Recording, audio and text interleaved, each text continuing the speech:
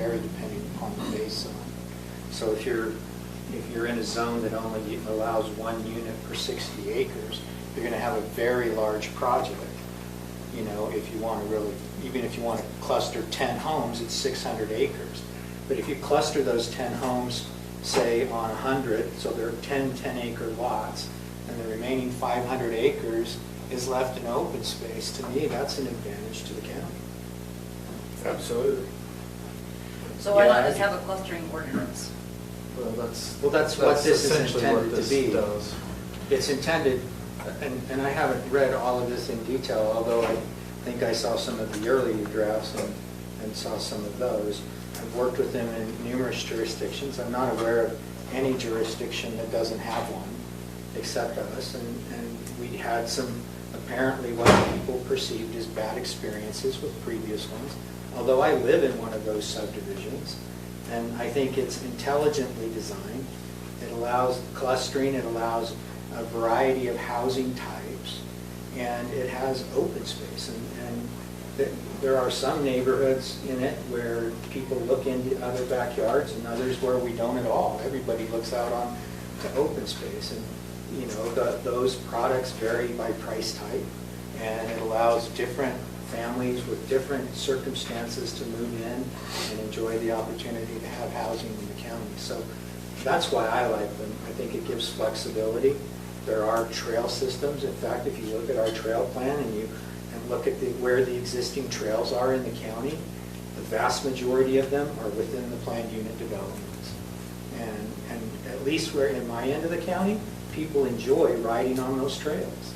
And frankly, if the school's mountain bike team is any indication that others in the county enjoy it, then a lot of those kids come and whiz by my house utilizing our trail system in the Cottonwoods. And that's all a product of planned unit development. That was a private, right? One of the largest in the state. Didn't the private people have to end up paying for that trail system? Of course we do. But they're available for public use. It's dedicated to. No, I'm just saying that wasn't, the developer didn't put it in, it was private individuals that put their Well, pay it's for a it. combination. It's a combination. So the developer has to give the property and. Yeah, they put it in on his property. He put in a number of trails. There's one that's technically supposed to be owned and maintained by the county, and we haven't done a very good job of that. And they're frustrated with that. But yeah, it's a combination. But even if you say it was all the developer, ultimately the owners that live there paid for it. We paid for it either in a lot price or some other concession that we gave. Same with the water improvements and other infrastructure. Yeah, I guess I still have a concern, and I don't know, just, it was from hearing from everybody, and I've got a lot of notes on this and of things and thoughts. I think it can work. I just don't think it can work in any given, at the end of, just my area that I know of, at the end of Deep Creek, at the end of Line Creek, I'd be like, yeah, I don't see that working well at all in either of those locations. That may well be the case. This is an overlay, and we're going to have to decide, and the planning commission can make a recommendation on this. What zones should it apply to? I mean, I guess part of where I think the planning, not speaking for the whole planning commission, at least for me, is we've only received from people that don't have any connection to developers or construction or building. Nobody has won. Nobody's asked for it. It's only You just included 90% of us have connections to it. I understand, but I'm just saying, if we're representatives of the community, it should be the community, not what does the developers want or what the developer's pushing for. It should be what is the community and what's best for that. And the feedback, I haven't seen anybody in the community other than people with ties to developing or building ask for this or push for this, and it's really been a one-sided thing. And so we're to listen to the community, we're at odds with what what's being. I completely disagree. That's I've heard a lot different, and the difference that I'm disagreeing with is not necessarily people that don't want development. I can give you probably 30 to 40 names, it'll be the same names, and I've heard it for years, and they just don't want development, and that's okay. That's their opinion. The people I've heard from are the ones that Robert's talking about that are on trails constantly. And every time I walk by somebody on a trail in town, they love it. Every time. And that far outweighs the 30 or 40 that I've heard from, maybe I haven't heard from them all, I'm sure I haven't heard from them all, but the 30 or 40 that I've heard from. And I think it's very hard also to say, I don't know, I gotta say it correctly, but once I got here, then we're done, right? Well, let's not have any more development, let's not have any more of this stuff coming in because I've arrived, you know? And we can give dates on all of us of when we've arrived, and we don't want to go before any of the dates that we've got here, so, but I don't know, that's a different conversation. But I guess from what I've seen and Jared, heard. can I add in? I think Yeah. that there is, I guess, evidence that we did discuss at the meeting, because the general plan, there's feedback and comments that do come in that it's not just hearsay, so to speak, well, I've heard from so-and-so and I've heard from so-and-so. It's actually data that we can look at. And the majority of people putting in comments want more trails, they want more open space, they want these things, but because Morgan County is 98.5% privately owned or whatever it is, it's a huge percentage, those things are not available without something like this that facilitates it. So I think it would be fair to say that the feedback that is coming in does want this, they just don't understand how to get what they want, or what facilitates that. And so, you know, this specific plan as is isn't necessarily the thing, right? You have to fine tune it, but I think it would be more accurate to say that a majority of people that are providing feedback to the general plan want it, and now this is the next step of, well, how does it come about? And maybe they'll come and speak against this and we'll say, well, maybe you actually don't want what you provided feedback in the general plan, but that's really the only articulable data that the county can look to at this point, is that people do want trails, they do want And open space. I don't think there'd be anybody in the county that doesn't say they don't want trails and they don't want open space. I was just saying more specific to how this is going about. I haven't seen anybody that's saying, hey, we want to have higher density and we want to have the ability to negotiate with the county, other than people that have been tied to a developer. So I'm not disagreeing with you that I'm sure that's. It's important to hear what Bobby or Commissioner McConnell just said. If you're in a zone that allows one home for every 60 acres, this is an overlay. So all it's allowing them to do is put 10 homes on 60 acres. You're not really changing it, other than you're adding open space and putting the homes in a smaller space. This probably does allow a bonus density, just to correct what I said myself. So Okay. say you gave a 10 or a 10% 20%, bonus or something. you know, you might get, instead of the 10, you might get 12 or 13. Well, if you get 20 homes in 600 acres, that's still a really small footprint, and that is a way that protects the viewscapes. That works, but one of the questions we had, that then, I'm struggling with all of it, because I'd like to maintain as much ruralness here as possible, and for as long as whatever, I like that feel. I'm not a fan of having subdivisions. I understand that that's how you get the trails, and that that's what people want, but I don't feel people understand that getting the trails is by, in a sense, increasing density, even though we use that we're gonna maintain open space. Because to me, 20 acres of farm ground versus having a bunch of homes in, is more open space to me than, and I'm not opposed to doing a clustering type thing. I see this project here though as really upsized, that someone that's gonna do this is going to come in because of the commercial in it. I'm not a fan of taking away the height restrictions, is taking in here, because I think that opens more up for a commercial. It's gonna change from a rural field to an urban. I think a lot of people here would like to maintain the rural field, but they want the trails. And I don't know if you can maintain both and all that. I'm not opposed to coming up with something for me, you know, to help in some of that, but I'm afraid this has a negative, bad feel to me as I've read it and studied it. Where it's gonna go, what it's gonna do. I think it's just gonna open up our valley to subdivisions. even though you want to Actually- maintain your open space. It doesn't mention height at all. Building height came up in the last planning commission meeting when I was being asked, I don't know if it was specifically you or Devin or whatnot, what were some of the other There's- changes? It's There in was, here. there It's was on the one in packet. here that It's has in the no packet. height, had the. You can negotiate the height. Yeah. Well, that's a Because we recommendation that I think you could certainly make is, hey, we think this section should be stricken from it, and we want to maintain the 35-foot height. I will tell you, I was in Enterprise the other night, and I was looking across the valley at the subdivision that, and I forget the name of it, Brent Borders. Anderson. Brent Anderson, Not Borders. the Ridges. The Ridges. Ridges. Right? Ridges is a very nice subdivision, nice homes. They're very spread out because they're on 20-acre lots. Most all of them, because they were in 820 and he didn't rezone, he just put them out there. But the problem that I see with it is when I look out there at night, you see all these dots all around the hillside. Had that been a clustered subdivision and put all those houses in one little area and left most of that as open field, I think you would have gotten that rural atmosphere a lot more than you do now. So, I mean, there's advantage. Now, is this something that we want to see applied across the entire county? Absolutely not. It's not.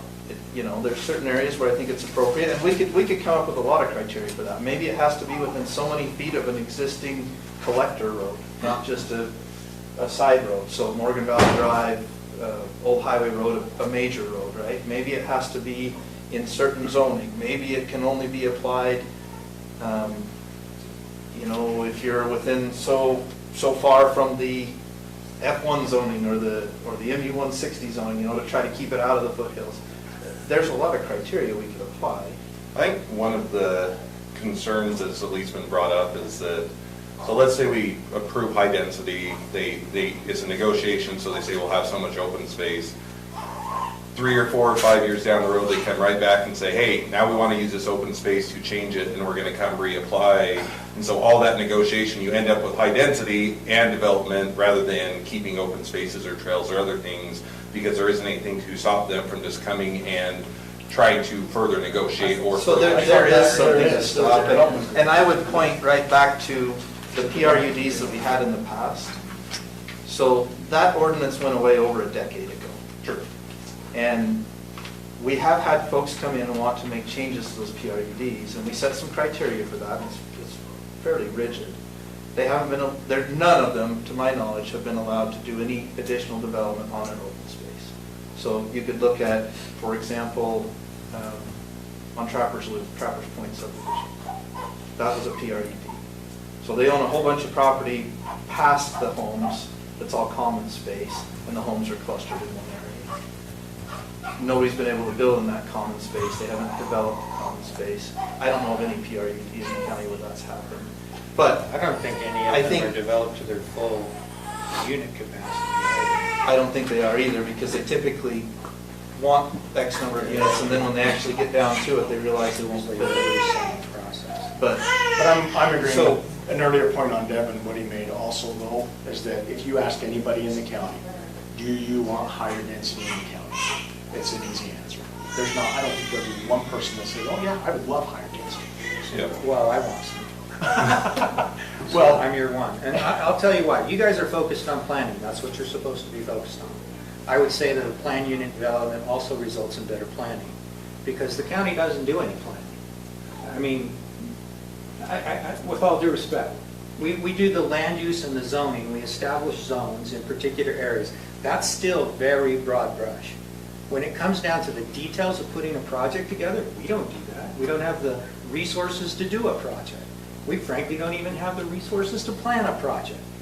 And so when you turn a developer loose, bad people that they are, and their lawyers are worse, okay? You turn them loose, and they're engineers, worse still, okay? I'm just joking. I'm just joking. Look, I'm a lawyer and a philosopher. Okay?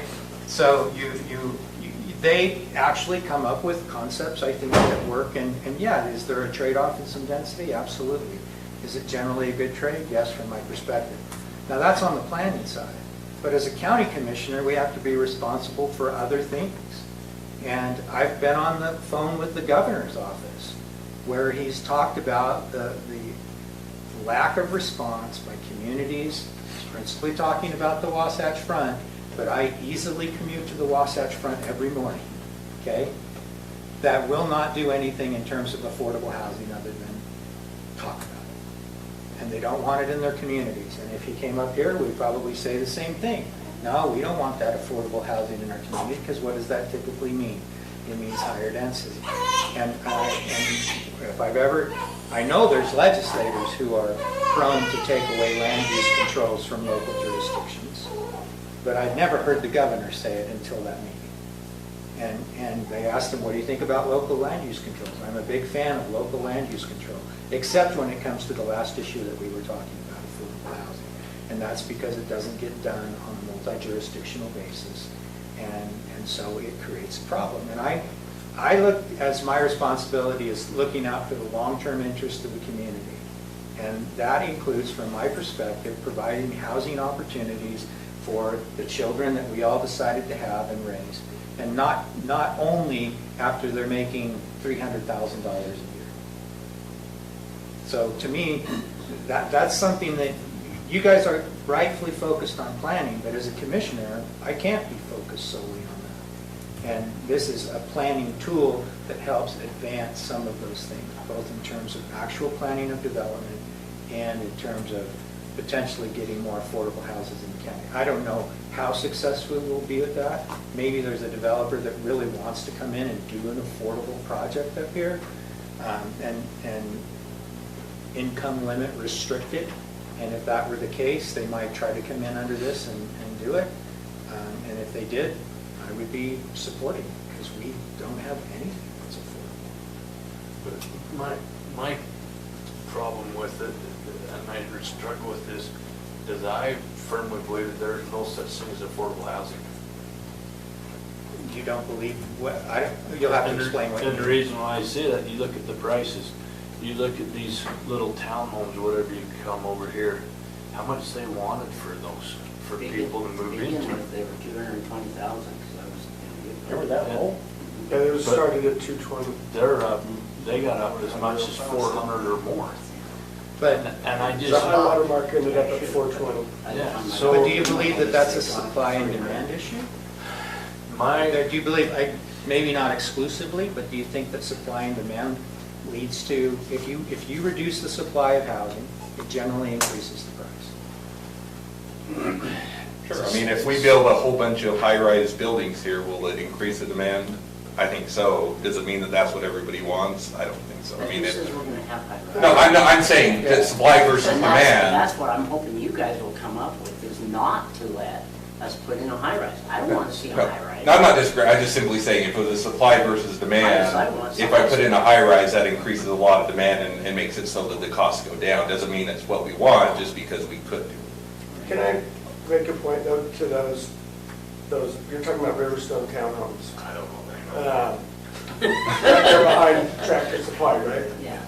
So there's a young couple, both of them grew up here, could only afford to be in Ogden. They hated being in Ogden, they wanted their young kids, they didn't even have kids that were school age yet. But when those came through, we were able to sell their home in Ogden, and it provided them a spot to get back to Morgan.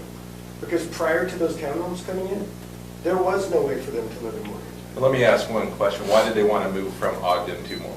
Because they grew up here, this is where their family was, and they wanted their kids to go to school here. So it was purely the school system, it wasn't the rural nature and the spread out, small community? Well, it might be, but the point is, that without those townhomes, they couldn't have come back.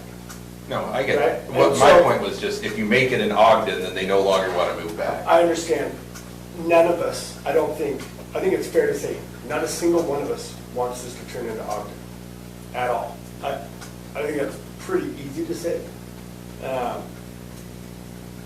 The point though is, as far as affordability, those prices got driven through the roof because of Fed policy, because of COVID. Had the rates not dipped down to those levels, those prices never would have spiked, just like all the other housing across the entire country. But then you're seeing a correction come through. And I know for a fact, the last units that sold in there were nowhere near, they weren't published, they were nowhere near that high water mark. And they would still be considered affordable.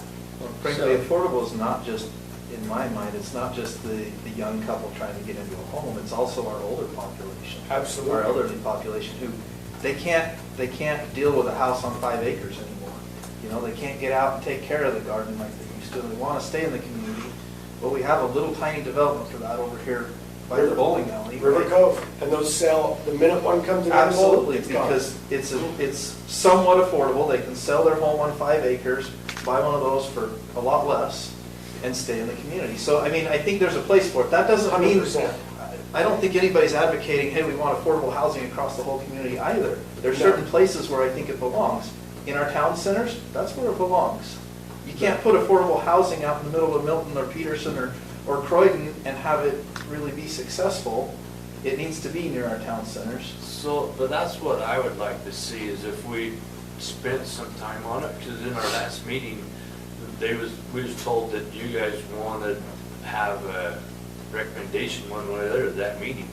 We've been through this, that would have been our 3rd meeting, and to me, there's so much involved with it. I'd like to be able to go through and make sure I'm comfortable with it before we ever send it on to you, because if I had to vote, I wouldn't be in favor of it. And so I would like to be able to, even if we had a couple of times working through this, you know, and make sure that when we're done, that we're all going together, because I see a lot of concerns. You mentioned, you know, putting it in certain areas. As I read this, this is not what this does. That was my first comment. Yeah, I think it's a reasonable request. I don't have a You know, concern. so I would be more prone to be working and with it if I felt like I had some time. I'm feeling like I'm pushed and I'm rushed with it, and I don't like the feel of it, and I can't change it right now. So We if started we on- work through it would help me. Robert and I started on this quite a while ago in our economic development. We had to come up with something to be able to make economic development work. And so the cluster idea is nice, but there are some things we have to make sure. And this is what I hope Josh will work on. And that is, number one, if they have to have a certain amount of open space, I want a preserved open space, never to be developed. Like a conservation easement, something has to be in there, in my opinion. Because the biggest thing I see is like you are seeing, and that is you put in a subdivision here, oh, well, that's open space, let's put in another one right next to it, now we got a big subdivision. I don't want to see that. But little tiny subdivisions or little tiny neighborhoods in a big open space area might work. And my big issue is this, and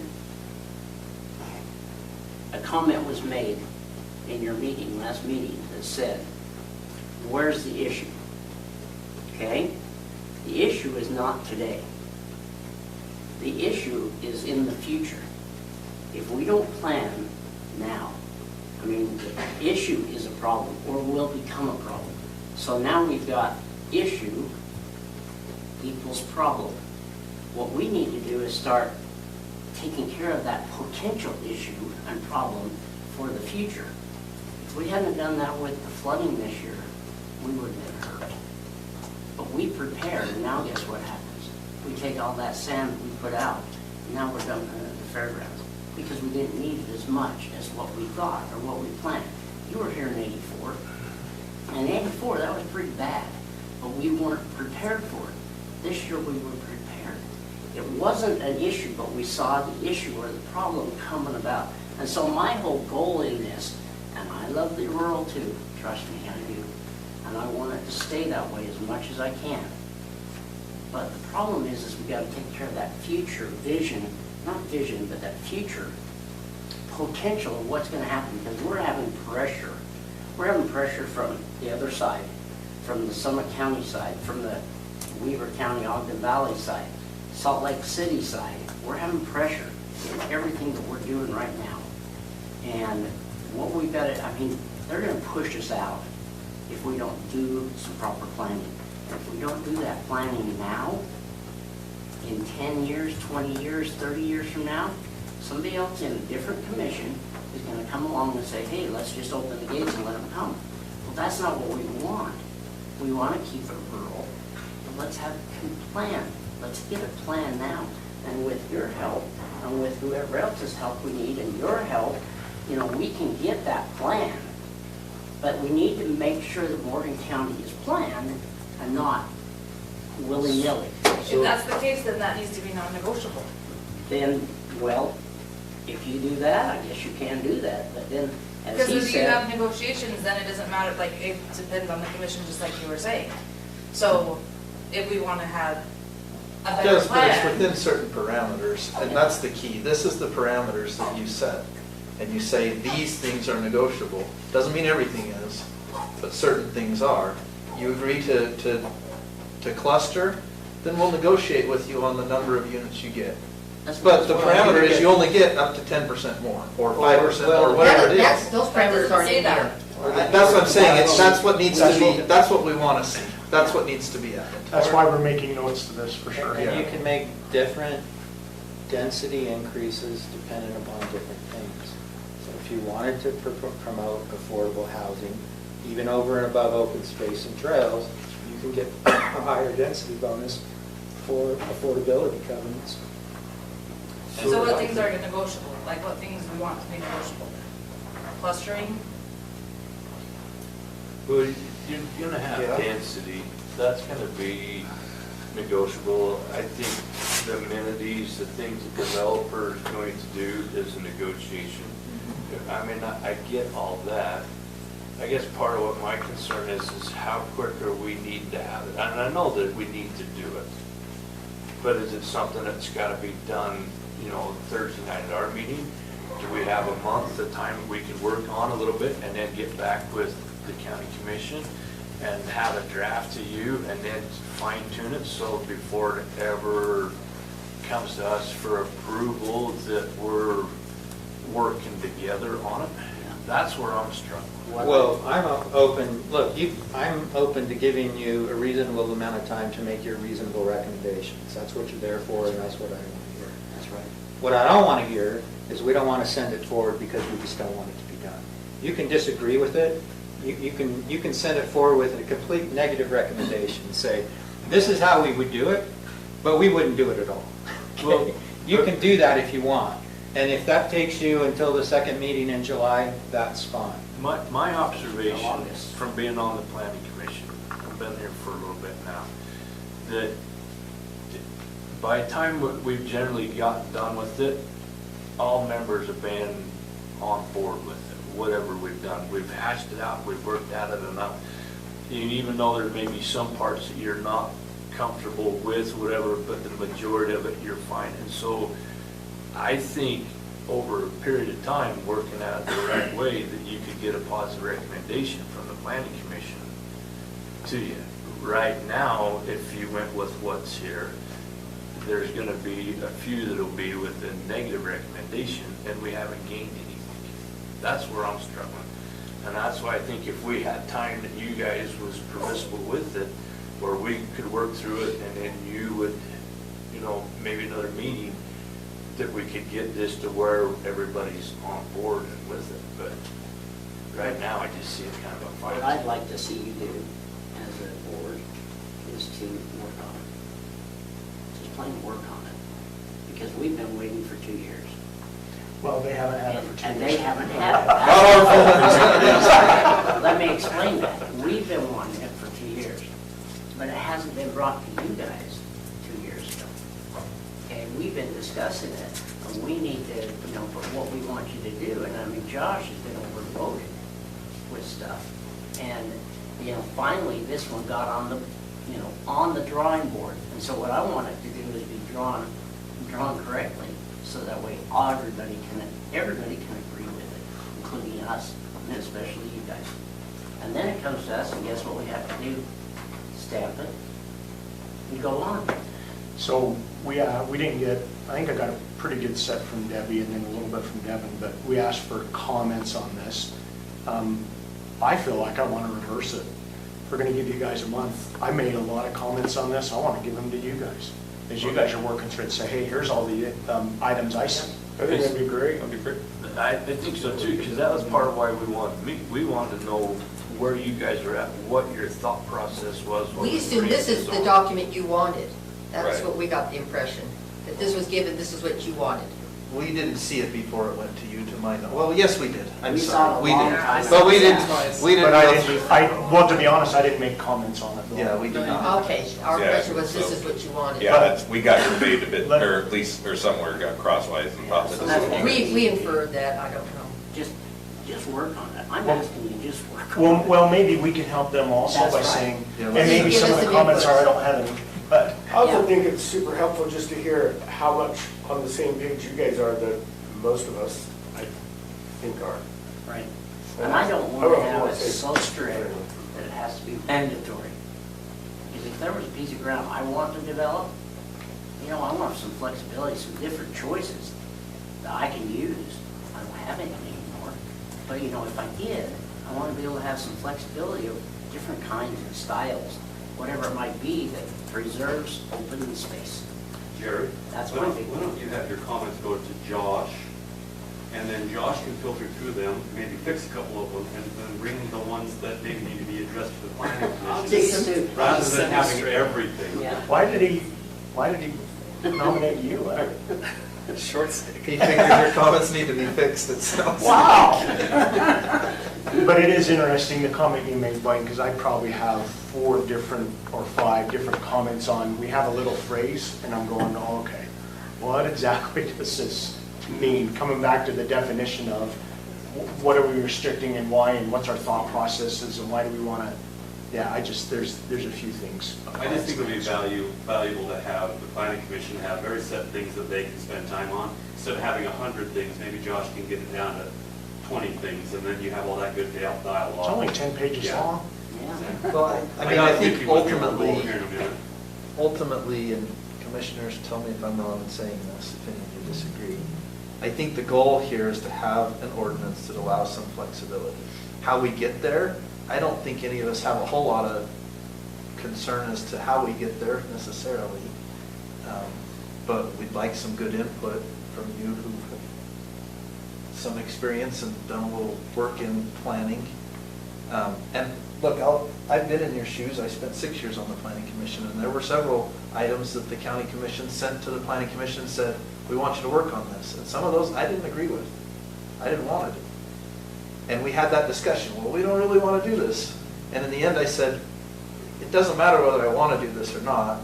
I need to look for the best way to do this, because the direction is to do it, whether I like it or not.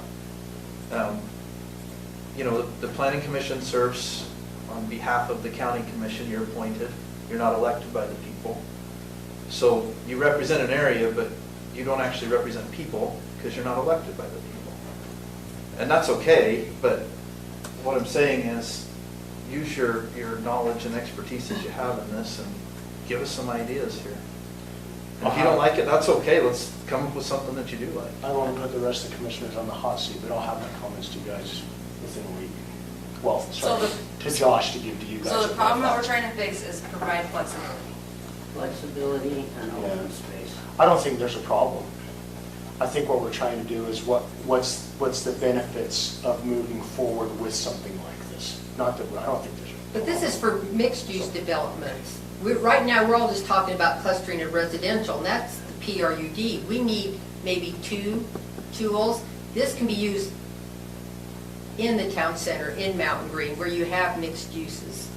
It could be used in a residential neighborhood as well. Here's some of But the this- comments we're talking about, right? Yeah. Where's The fear is, Maybe it it would would be. also allow mixed uses there too, if the county commission wanted to. And there's the trust issue. Do we want to give you that much power to put mixed use anywhere in the county? No, I think you ought to. You can make a recommendation yeah. on that if you want. So you're saying it not only allows for increased density, it allows for uses that are not allowed in the underlying zone. Yeah, Did you say there's a industrial, trust issue commercial. with politicians? Did you say that? Engineers. Yeah, just engineer politicians. Wow. If you want to limit it to the uses allowed in the underlying zone, that should be your recommendation. Okay. But I don't think it's a bad thing to allow for a planned unit development in a commercial zone. You may get a better product. And I agree, no, I agree, but they don't want the commercial everywhere throughout the county. This would allow it as it is written. Great comment. That's very good. I mean, it's like, I don't know which one of you had that discussion about an Ogden area, that, you know, the open space was across the river and they couldn't get to it. Oh, yeah. Yeah, that's ridiculous. If you have open space, make sure you can get to it. And of course, for Maybe me, that ought to be criteria, That that could be there needs to criteria. be Percentage access of it that has to provided. be usable. Yeah, and, usable you know, and- even if it's only one section of straight the up trail and that they have to put in. I think Put we've in got- one section of trail, maybe another person or maybe the county will put the other trail in. That way we can connect. I mean, hey, we're gonna be dotted. That's how most cities and most, not cities, counties have gotten their trail systems done. Is one person would do this, then other people would go and work on it between this one and this one.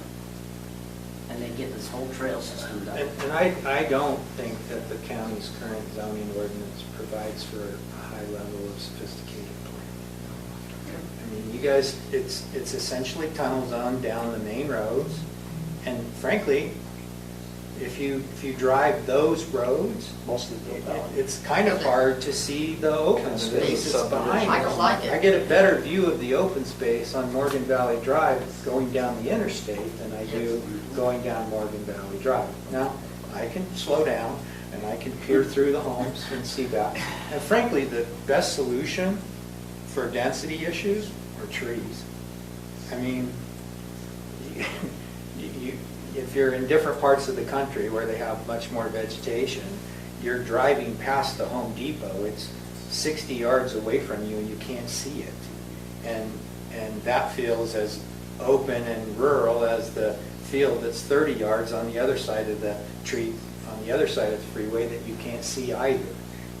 So I would give additional density bonus for high levels of vegetation, trees in particular. So, Higher walls make better neighbors.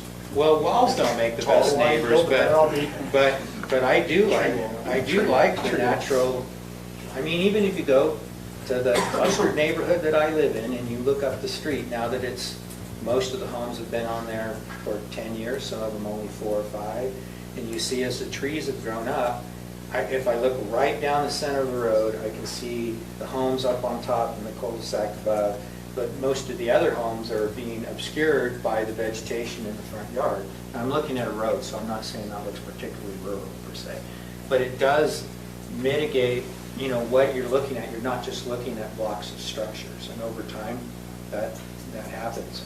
In other parts of the country, they have to cut it out to build, and so it becomes natural. Then there's debate, what constitutes open space? Josh brought up that maybe park strips could be counted as open space. That was be literally that active literally one of versus my passive. questions. Inactive versus- Outside or right away. Yeah, those are some of my comments. And is a but- clubhouse open space? There's a building there. But It's it's an active, amenity. it's an amenity, But it's not. but is that open space? And the amenity is trails and then structures like that, and that's it. And that's supposed to be 50% of your open space, and I think that's high. So anyway. Yeah, there's- it does, those are the good comments. percentages. And it's 20% open space, but then how do you define what the open space is? The developable area where the houses are clustered still has to have 20% open space, according to him. And then- Well, if you're going to do that, then you're going to have to count your yard spaces towards your open space. And see, that's, If you're going to do that. If you're going to say outside of the clustered area, you need at least 30% open space, that Yeah. wouldn't include that. So you could have actually Okay. both requirements, within and without, if you want to do that. both. So as far as a go-forward plan, Shane, it sounded like you were suggesting maybe another joint mission, or joint meeting between planning commission, I'm just county saying commission, that after we kind Or of we- work through It this. might be worth it. I mean, it just depends on how we feel how it's going. Okay. I just think you have a better chance of getting a positive recommendation, letting us have some time and maybe meet with you again before it actually comes to you. And I'm only making this suggestion because it's what I do for a living, but I want to get you guys my comments. If I'm not getting you comments of what I think and what I feel on this, that you guys aren't going to have any kind of direction from us either. So I want to make sure I'm getting you what my thoughts are on this, and I think that back and forth would get to a good place is is awesome, just let's not take another 2 years on it. Yeah, so why don't we get comments over the planning commission, let them work through it for, I don't know what kind of time you need, and maybe you don't yet either. I don't So- know. We have it on the agenda this Yes, Thursday? it That was does continued continue. to that day, yeah. Okay, so let's try to get you some comments as quick as possible. We You guys just can keep continue working again. through it, and let's just continue it until you guys feel like, okay, we're ready to go sit down with the commission and talk It's about gonna it. be continued for a little bit personally, the time we work through that, it's pretty detailed. Fine with me. It is, Just work. but do you think you can have it back to us in August? I would think so. I would think we could make The some end of pretty good August? progress. Middle of August. I mean, I don't see that it's gonna have to be something going into next year. You know, I think with some direction now, knowing where we're headed and kind of maybe a little bit of freedom we have with how we handle it and Knowing that. this isn't what you wanted, Yeah. that was where we were at our stumbling block, that you gave this to us saying, this is what we want. We just want the idea. That's We want all. the overall We're idea. gonna let you come up with the rest. Okay, well, The that. details have not been. Yes, I mean, if we got some freedom, how we work through this and all that, and then present it to you at another work session, maybe that work session sometime in August, so September it comes to you for, I'm just throwing out something, but I think it's gonna take us a month and a half easily working through it before we're gonna be. We'll have to see how comfortable with it. Thursday night's meeting goes. I think Thursday night will be easier to make progress than what Yeah. we've been so far. Right, now that we know their position. That was a big reason for doing this today, was to be able to get a little bit of feel where you wanted and where we could go with it, so. Sounds good to me. I So only you, have you one guys work request. through it and let us know when you're ready, and then let's just schedule another joint session. We can sit down, review it together, and talk back and forth on it. That's a good idea. Make sure we're all kind of on the same page. Yeah, I don't want to have us be against each other, because that was the kind of feeling I got in meetings the last few times, is that we're against everything you guys do. We're not. We just gotta have, you guys are experts in it, supposedly. Not even Well, that's what the supposedly. law- Not even supposedly. That's what the law recognizes, but with respect to both the planning commission and the county commission, you've just got the butcher, the Right. baker, and the candlestick maker. Yeah. And the law generally defers to these bodies for land use expertise. And really, the only person in here with land use expertise is Joe. You know, he's the one that has the degree in it, that studied and did it. I'm a lawyer, you know, that's what I did, you know? And you're a lawyer. Said arguing. Other people do everything.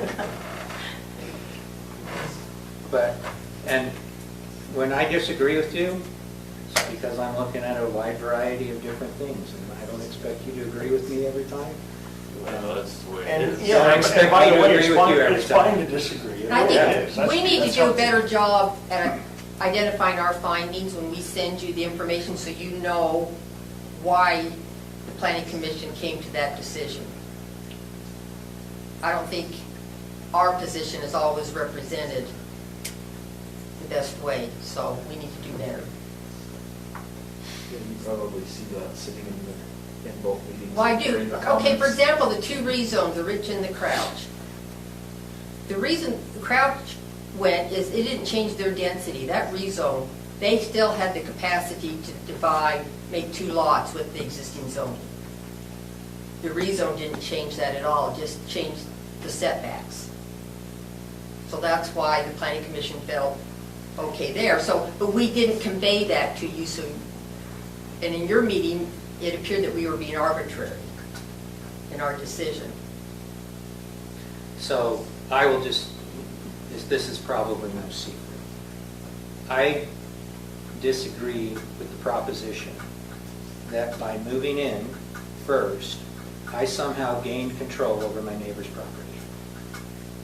I don't. We, as a jurisdiction, have the ability to regulate the use of land for public health, safety, and welfare.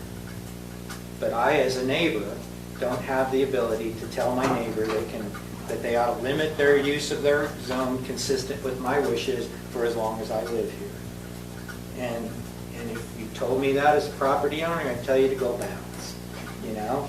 Now, that doesn't mean that the jurisdiction's gonna give me what I want, but I at least have the right to go ask for it. And, you know, people have the idea that, hey, we got together, we grouped up, you know, and we came up with some ideas for our community, and they're inviolable until the end of time.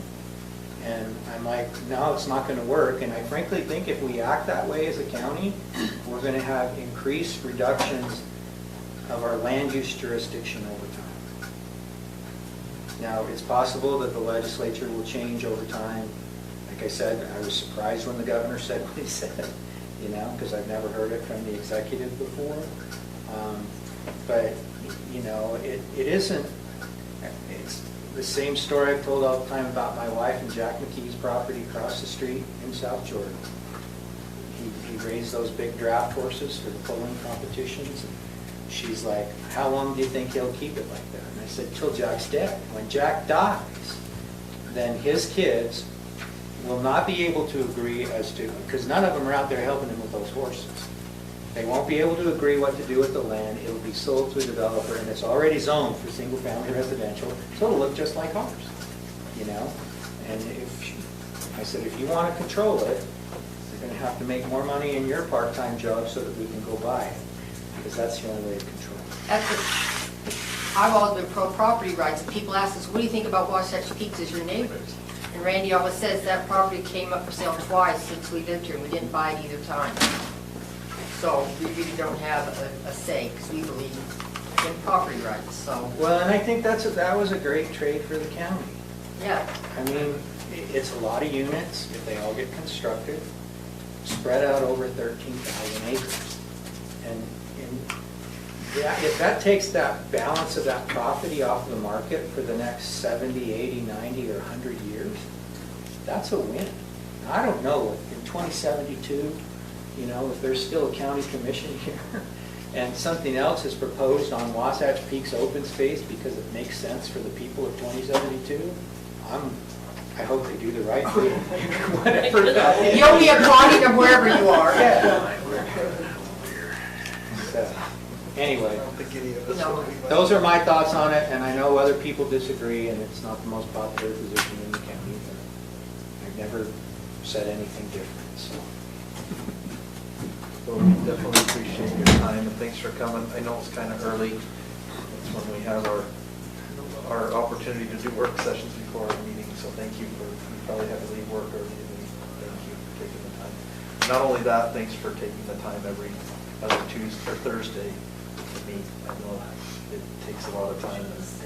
Oh, and I would say the majority of the work they've done, it just passes through so easy because of they just did a lot of great work for us. So we appreciate Yeah, the vast majority, we go, great, thanks. Thank you. Thank you, guys. Thank you, guys. All right, Derek.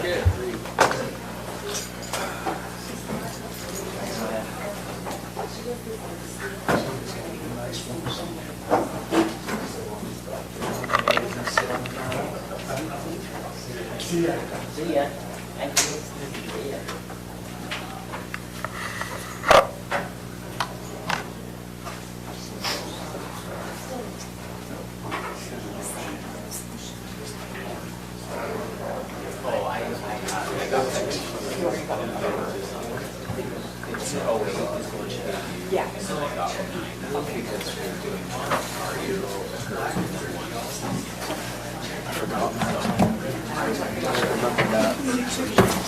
Speaking of that, I better go to the restroom. Because he won't be here to stop us.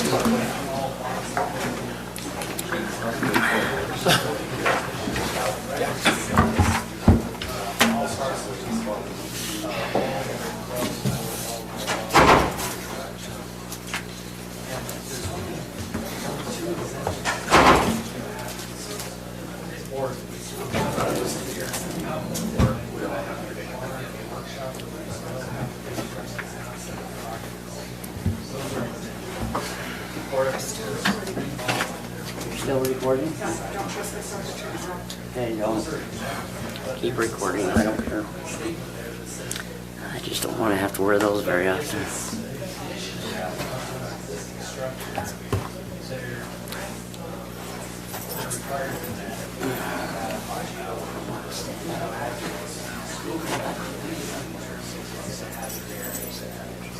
So that's why, because I'm like,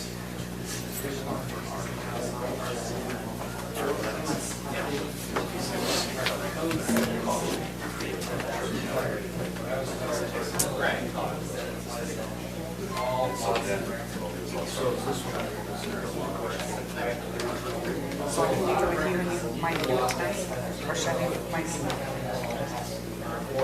I just want to make sure it gets done for less people. so the first step is to basically that's, it's $50 application fee. Put down the soil tax that's on the property.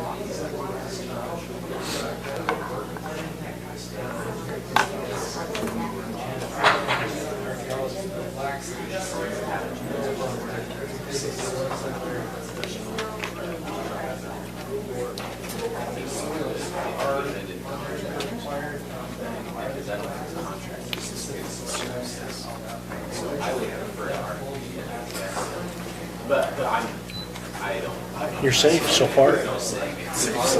Yeah, we're still waiting for Wayne and Robert to come back. I'm not holding it up at least.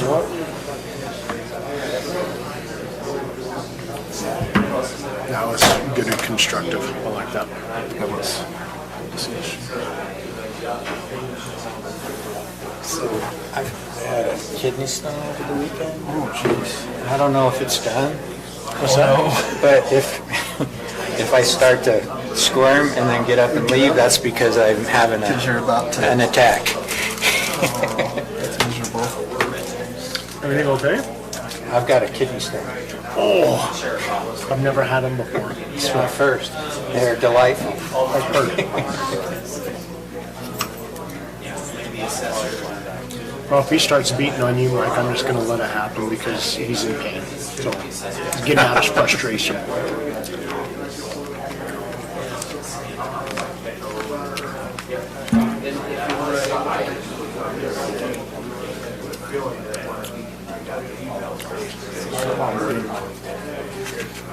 I think that was productive. I like that.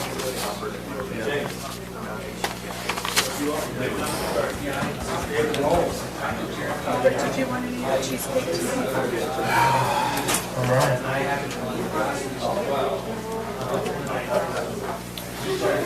Wayne comes up here, we'll start.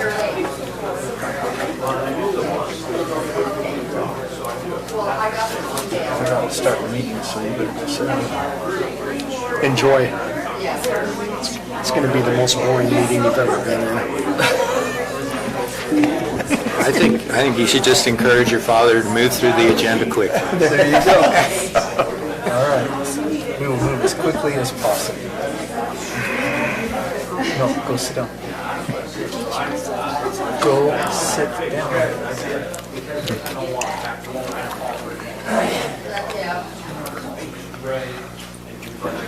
I was actually hoping that I'd finished getting through it on Sunday night because it hasn't bothered me a lot since, but then they called me and said that my CAT scan, maybe it's in a more free-flowing process. Yeah, Sunday night was miserable. It's not fun at all.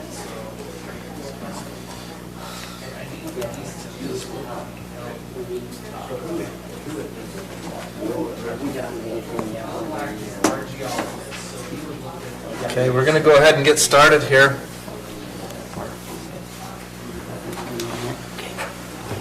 Welcome to the Morgan County Commission meeting. Today is June 20th, 2023. I'd like to excuse Commissioner Wilson, who is not with us this evening. All other members of the commission are present. We will begin with an invocation or moment of reflection in the Pledge of Allegiance. And I've asked Commissioner Anderson to offer that. Our dear Heavenly Father, we're grateful for this beautiful day, grateful for the opportunity that we all have to be here today and discuss county items. We're grateful for the moisture that we have received this past winter season and into the spring. Much needed, and grateful for all of it that we have seen. We're grateful for the release of the waters and for all those that put in time and effort in, whether it was sandbagging or late nights and helping people with flooded basements. We're grateful for all the service that we have seen happen in this county. Also grateful for all the work that has been done prior to be able to save homes and keep structures from not being flooded. Grateful for all those who serve our country currently, for all those who have served our country in the past, for those who have made the ultimate sacrifice for us so that we can enjoy the freedoms we have today. Grateful for our residents of this county, all that they do for us, and where it's an absolutely beautiful location, and we're grateful for their being able to reside here. And I say these things in the name of Jesus Christ. Amen. Amen. Please arise and repeat the Pledge of Allegiance after me. I pledge allegiance to the flag of the United States of America and to the republic for which it stands, one nation, under God, indivisible, with liberty and justice for all. Thank you, Commissioner Anderson. We'll move to item B, which is our consent items, and look for approval on the June 6, 2023 meeting minutes. Are there any adjustments to the minutes that have not yet been provided?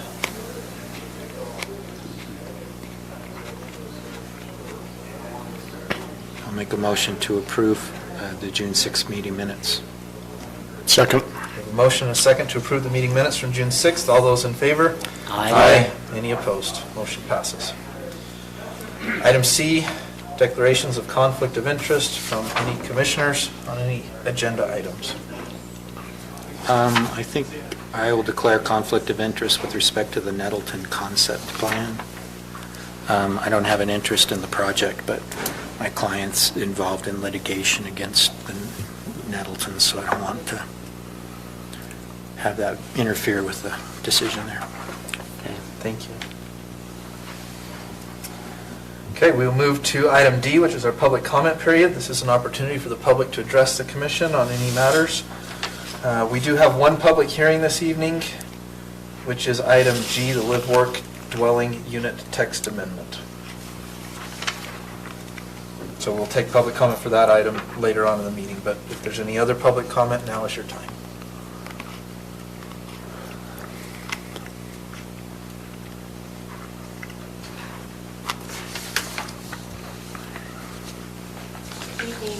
My name is Shelley Page. I live on Ridgeville Lane, and I've lived here since 1984, so it's almost 39 years. I attended the work meeting, and I just wanted, my comments have to do with the planned community zone text amendment. And let's see, in some of your comments, you were saying that our current zoning really doesn't give us, help with planning and help us with what, the future. But we've been growing in this same way a really long time. I'm one of the people that live on Richville Lane that lives in RR1 along the county road, and we have 5 acres. And I can tell you that to the people that live on Richville Lane, me from personal experience, living in that situation and looking back, people that come to visit me say, you live in the most peaceful, beautiful place. And I have neighbors that are close to me on the sides, on one side. So I wouldn't just say that RR1, 200 feet along the county road, is a failure, because it's a beautiful way to live, and it's very manageable. Each of those lots are 2.5 acres. We own 2 lots. And then to Commissioner McConnell, your statement that you made about, neighbors who are moving in, the people that are already there have no right to tell them what to do with their land. Vice versa is also true. The neighbors that are Correct, moving you're in, absolutely right. yeah, and so, people may like to live in a rural community. And so if you put something in place that is really pro-clustering, and then you have all of a sudden houses with walls, I love trees, but you know, it's not like people that have lived here for a long time are totally against planned growth. It'd just be like, it would be nice if we had a little bit of input. And the way that I've experienced input is with my county planning commissioner, who then can come and talk to you guys. And I've also talked to Blaine Fackrell, who is my commissioner in my area. But I was wondering, have you ever looked into acquiring easements for trails and things like that instead of having to develop? Can you acquire a trail? The Forest Service, I used to work for the Forest Service, and if they had pieces of land that had no access, they would go to a private party and purchase an easement, or try to, so that people could get across it. My last comment is, having affordable housing in Morgan, it seems like it might be akin to Park City, where with the Silver Star Resort, they have affordables. And I don't know if the community, if the county bought those or the city bought those. The people that buy those bought them at a certain level, and when they sell, they can only sell for 10% more, so that they can't come in at a low level and then make hundreds of thousands of dollars on their purchase. So it seems like if we want affordable housing, the county's going to have to buy land, because unless you're going to get somebody to give you land, our land is super expensive. Thanks for all you do. Thanks for the opportunity to comment.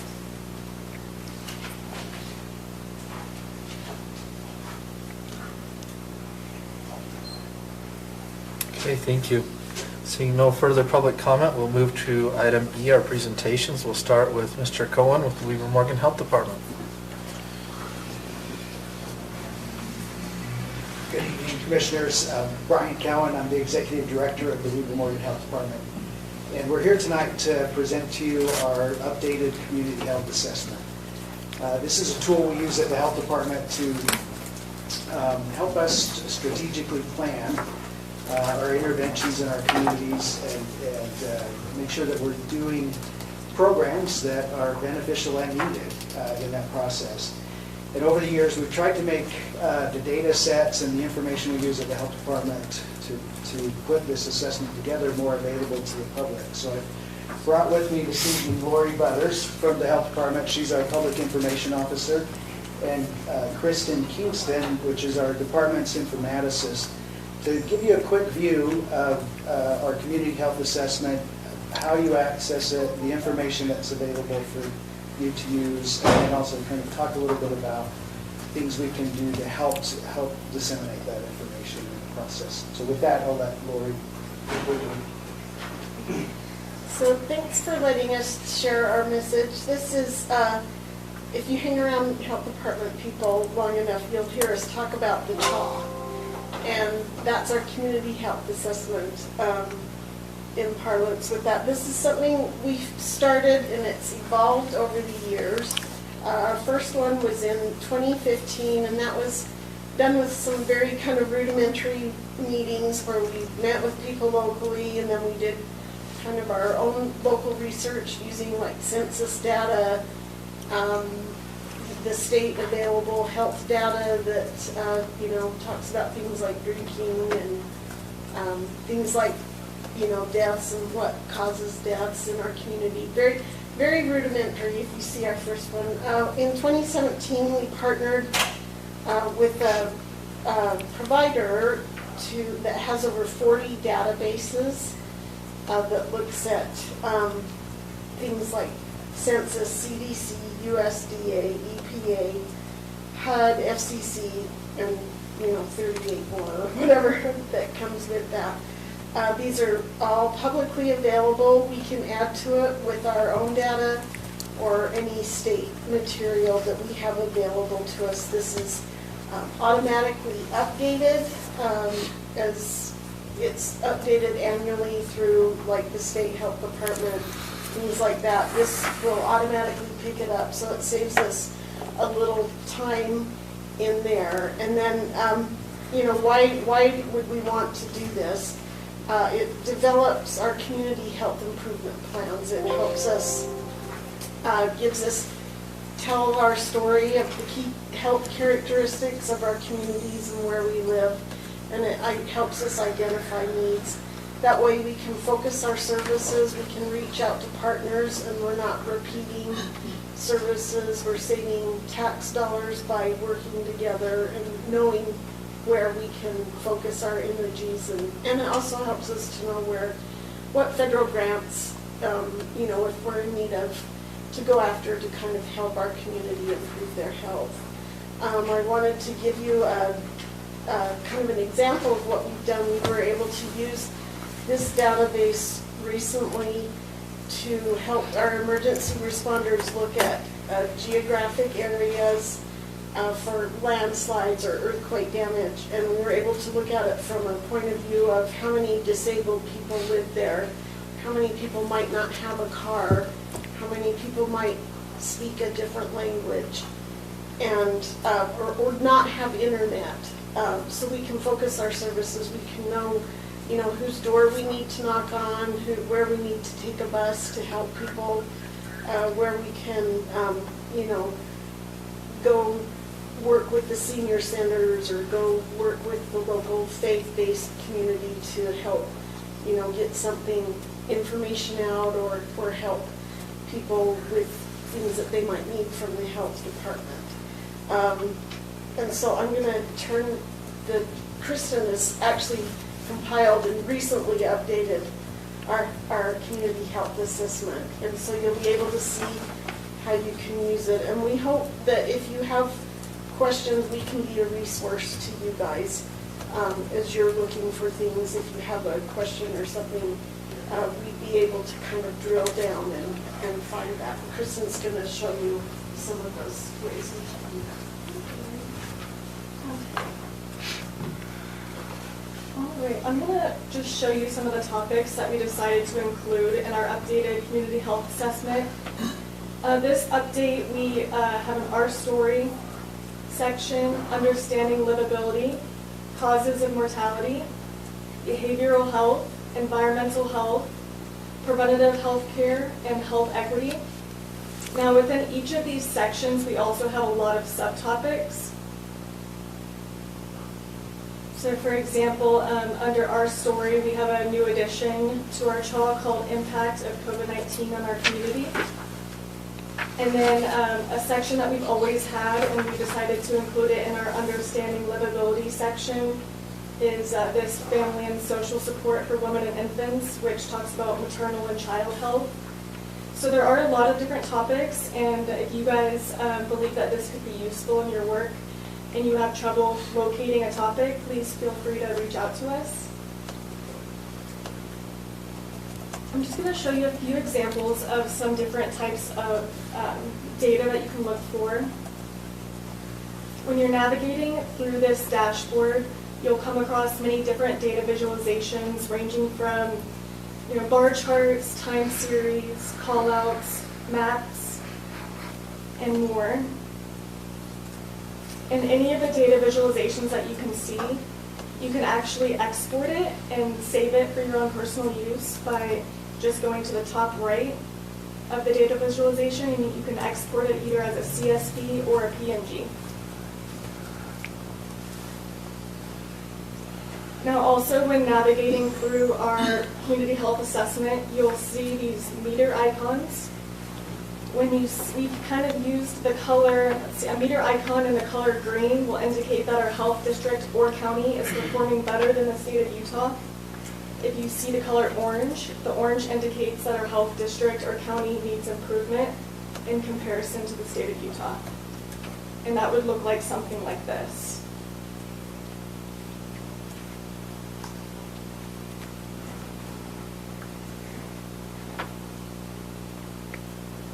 And just to show you an example of a drop-down menu, we do have the 2022 county health rankings on here.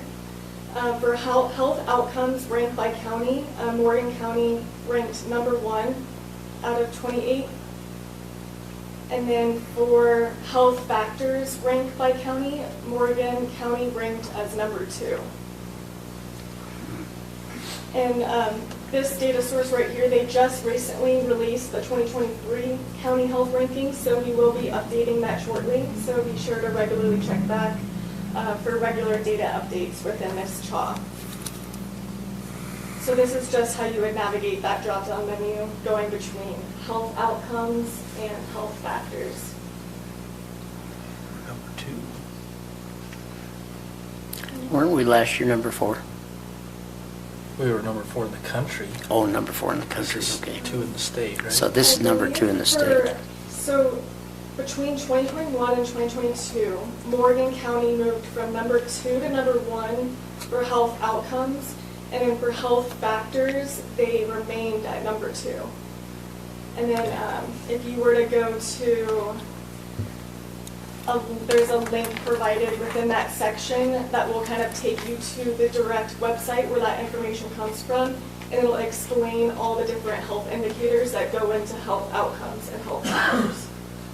Because there's a lot of different data pieces that, you know, made Morgan County number 1. So since Morgan County is number 1 and number 2 respectively for health rankings, it's kind of difficult to find examples of where we're performing worse than the state. So I'm going to show you some examples of some data pieces that you'll find regardless of good or bad. Let's go to women and infants here.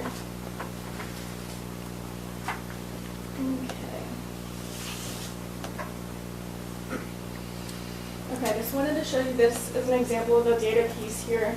It shows births with tobacco used during pregnancy in 2019 in comparison to 2021. This is an example where Morgan County data was not available. It only shows Weber County because we do cover 2 counties in our health district, both Morgan and Weber. This one doesn't show Morgan County because the data is only available for nation, state, and counties that have a population over 100,000 people. So as you're going through our community health assessment, we do have Morgan County included in a lot of the different data pieces, but sometimes there's just not enough people or not enough data per capita to be able to display Morgan County for that specific data piece. Okay. Under mental health outcomes here, this one's pretty interesting. On the left, we have poor mental health among adults in 2018. On the right, poor mental health among adults in 2020. As you're looking between the left and the right, poor mental health has gotten worse. It's increased for Weber Morgan Health District, and then Weber County has gone up, and then Morgan County has gone up, State of Utah has gone up, and the U.S. has also gone up. Now we have this in orange because Weber Morgan Health District does have a higher rate of adults reporting bad or poor mental health days in comparison to the state of Utah. But if you look at Morgan County, it is less in the state of Utah, so that is in orange because of Weber and Morgan combined as a health district. And those are adults who reported 14 or more days during the past 30 days in which their mental health was not good. And for each of these data pieces, it will have the data source cited below it as well. I'm just going to show you 2 more examples here. Let's go to air quality.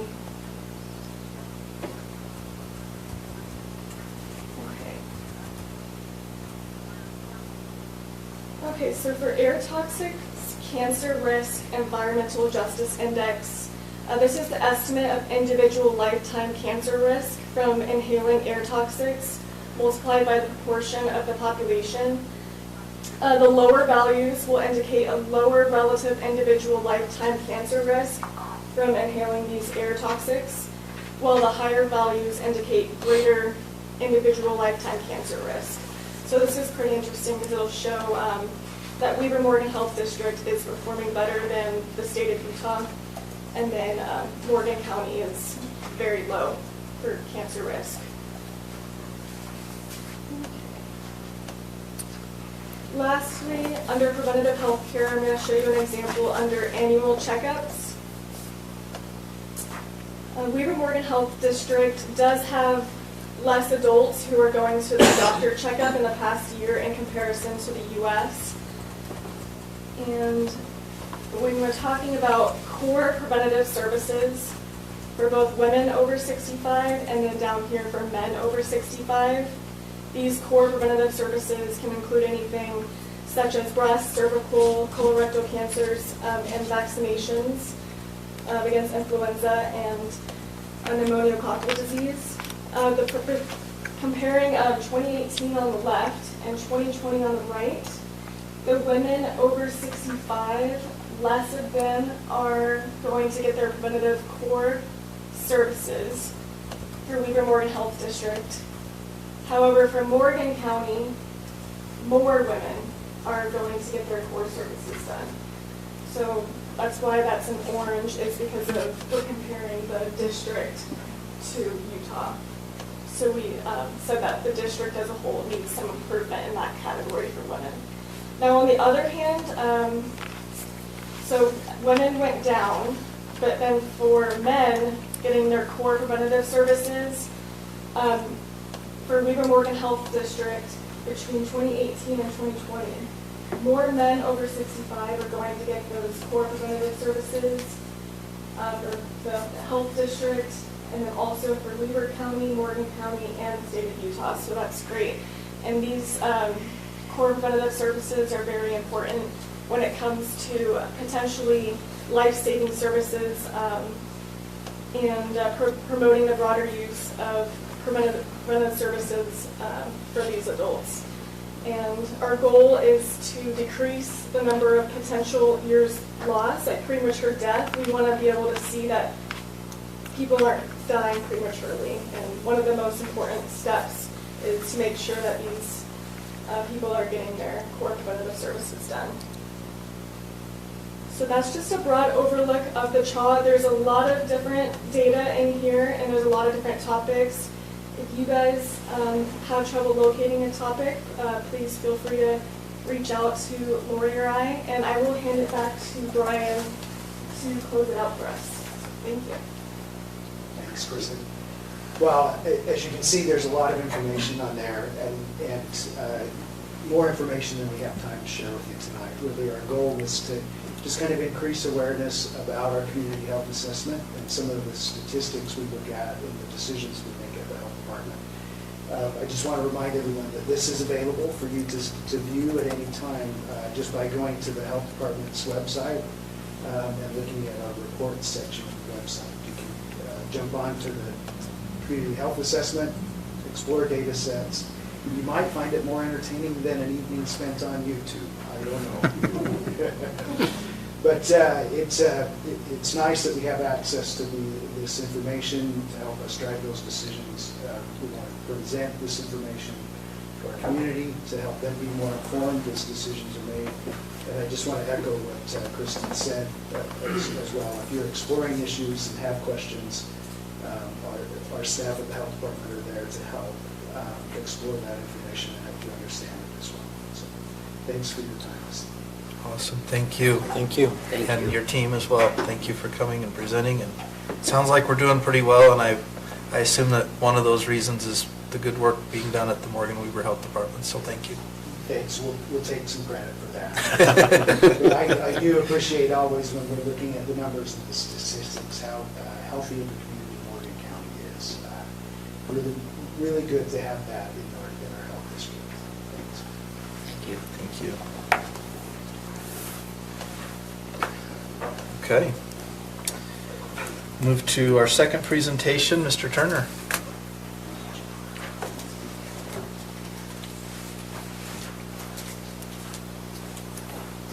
All right, just so the health department understands, my mental health is getting a lot better. So,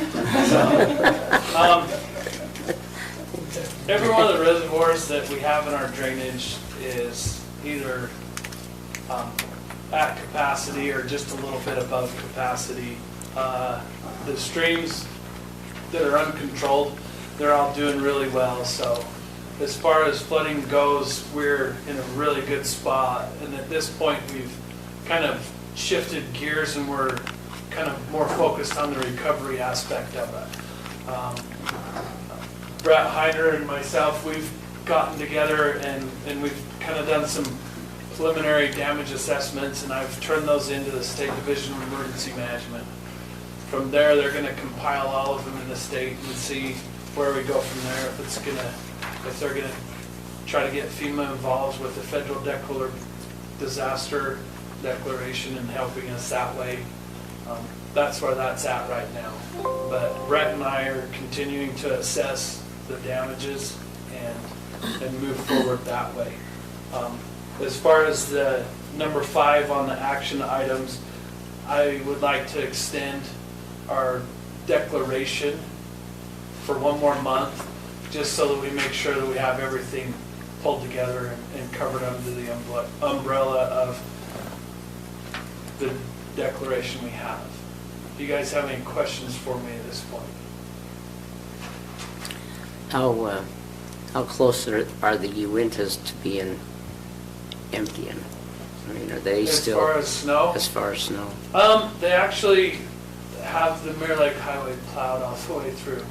With So- snow on both sides or what? Oh yeah, absolutely. Okay. There's still plenty of snow up there. And Okay. so some of the streams are probably going to run pretty good for most of the summer. Okay, good. So in my memory, I don't remember the Mirror Lake Highway being this late in the season for it to finally be opened up. So. Awesome. Well, thank you, Austin. We appreciate it. Any questions for Austin? So, yeah. Wayne mentioned earlier that we were removing the sand piles to the fairgrounds. Fairgrounds, is that what we're doing with them? Yes, and we had a company approach us to see if they could utilize that sand, and so. So what do we decide on it? They can utilize it or not? If they could, then we don't have to dispose of it. What about Matt's normal mini bike? I mean, are we having that this year? Mini bike, whatever they call it. Oh, the ATV rodeo? Yeah, well, no, not that. No, I don't know, what's the motocross- mini? Motocross track? Yeah, motocross. No, we haven't gotten to the point where we're ready to do anything with that, and I don't know that we'd want a bunch of sand for it anyway. You couldn't build No, obstacles motocross out of track, you sand. want something a little more substantial than sand. Okay. So, all right. I mean, I think Brett, what we can use in our arena, let's throw in there. I don't know that we could use much. And we but- have. Yeah, we have done that with the extra now, and what this company wants to do is they would save us a lot of labor picking up a lot of these bags, so it really save us some money. If they did it, and where they could use them is on a pipeline up in Colville. They've got to put their own sandbag, they've got to put their own sandbags together, so they're willing to pick them up, take care of them. And we have picked up quite a few, but we still got quite a few to pick up. So that's a little bit different. They're willing to go out and pick up all these little sandbags everywhere Yep, without paying them. exactly. And that seems like a win for us. Oh. I don't know who else would want to do that. And they need a. And we'll count the hours, the service hours. Boys got two. So, Seems like a win. I agree. I would say let's go ahead with it, letting him do it. Yeah. Sounds great. But I have another question for you. Sure. How much damage has happened because of flooding that we need to be now putting into the plan to take care of and do and repair, basically? What I sent to the state was right around $600,000. And do we have a listing of what those? Yes, I can send you a Okay. list in the preliminary damage assessments that I sent to the state. Okay. Obviously, all of it's infrastructure. Right. So we've had a road completely wash out that we're gonna have to repair. Right. And we're figuring out how to do that. And then there's a lot of cut ditches along the side of the road. A lot of them are pretty deep now. We have to go back and repair those. We found some culverts that were smashed, and we're gonna try to get those repaired so they actually function correctly. Okay. And so it's a lot of things like that that we're working on. It's about what we've already spent and the projected cost of the things that we need to do is about $600,000. What kind of condition are the two? Let's see, Deep Creek Bridge, Peterson Bridge. What kind of condition are those bridges? Do we know? They made it through surprisingly well. The Peterson Bridge is still on tap to be through a mitigation grant. We're still working through that process, and hopefully we'll be able to raise that and replace it. And so the next one would be the Deep Creek Bridge. We'd try to do the same thing, but neither one of those are part of the $600,000. A lot of that has to do with up in Lost Creek and also Croydon area, but also the hardscrabble area, fixing the hardscrabble road and some of the issues that road had this spring. So when we do the one up East Oh, and the Canyon, Highlands too, sorry. and the one up at the highway, off Highway 65, and the one going up to Mormon Flats, that road completely wiped out as far as the bridge going The across? bridge, that's a private bridge. Okay, we'll talk on it later. Okay, yeah. Okay. Anything else for Austin? We appreciate all your efforts. Thank you. Thank you, Austin. Yep, thank you guys. Okay, we will move to our action items. Start with action item number 1. Leslie, you're up. I will note that this is reversed in our packet. We've got the information for number 2 first, so you'll want to scroll down a little bit for the tax rate. Good evening. I'm here seeking approval for our tax rates for this year. So maybe for the benefit of the public, Leslie, can you give the 2-minute elevator speech on on where we're at and why we're here and all that fun stuff with taxes, kind of how this works? If values go up, rates go down. If rates go up, values go down. If values are going up, so our rate's going down. Yeah, so we set a budget, and then the State Tax Commission takes our budget and divides that dollar amount by the total taxable value of all property in Morgan County, and that's what determines our rate. Correct. So we did not do a tax increase this year, which means we didn't do a budget increase outside of our normal growth. And so that means that our budget remained static. Of course, everybody knows that property values increased this year. If you were trying to buy or sell a home in the last year, you know that prices were increasing. That means our rate floated down. And I did just some quick, I've got the tax rates for the last 12 years here, just to see what they've done.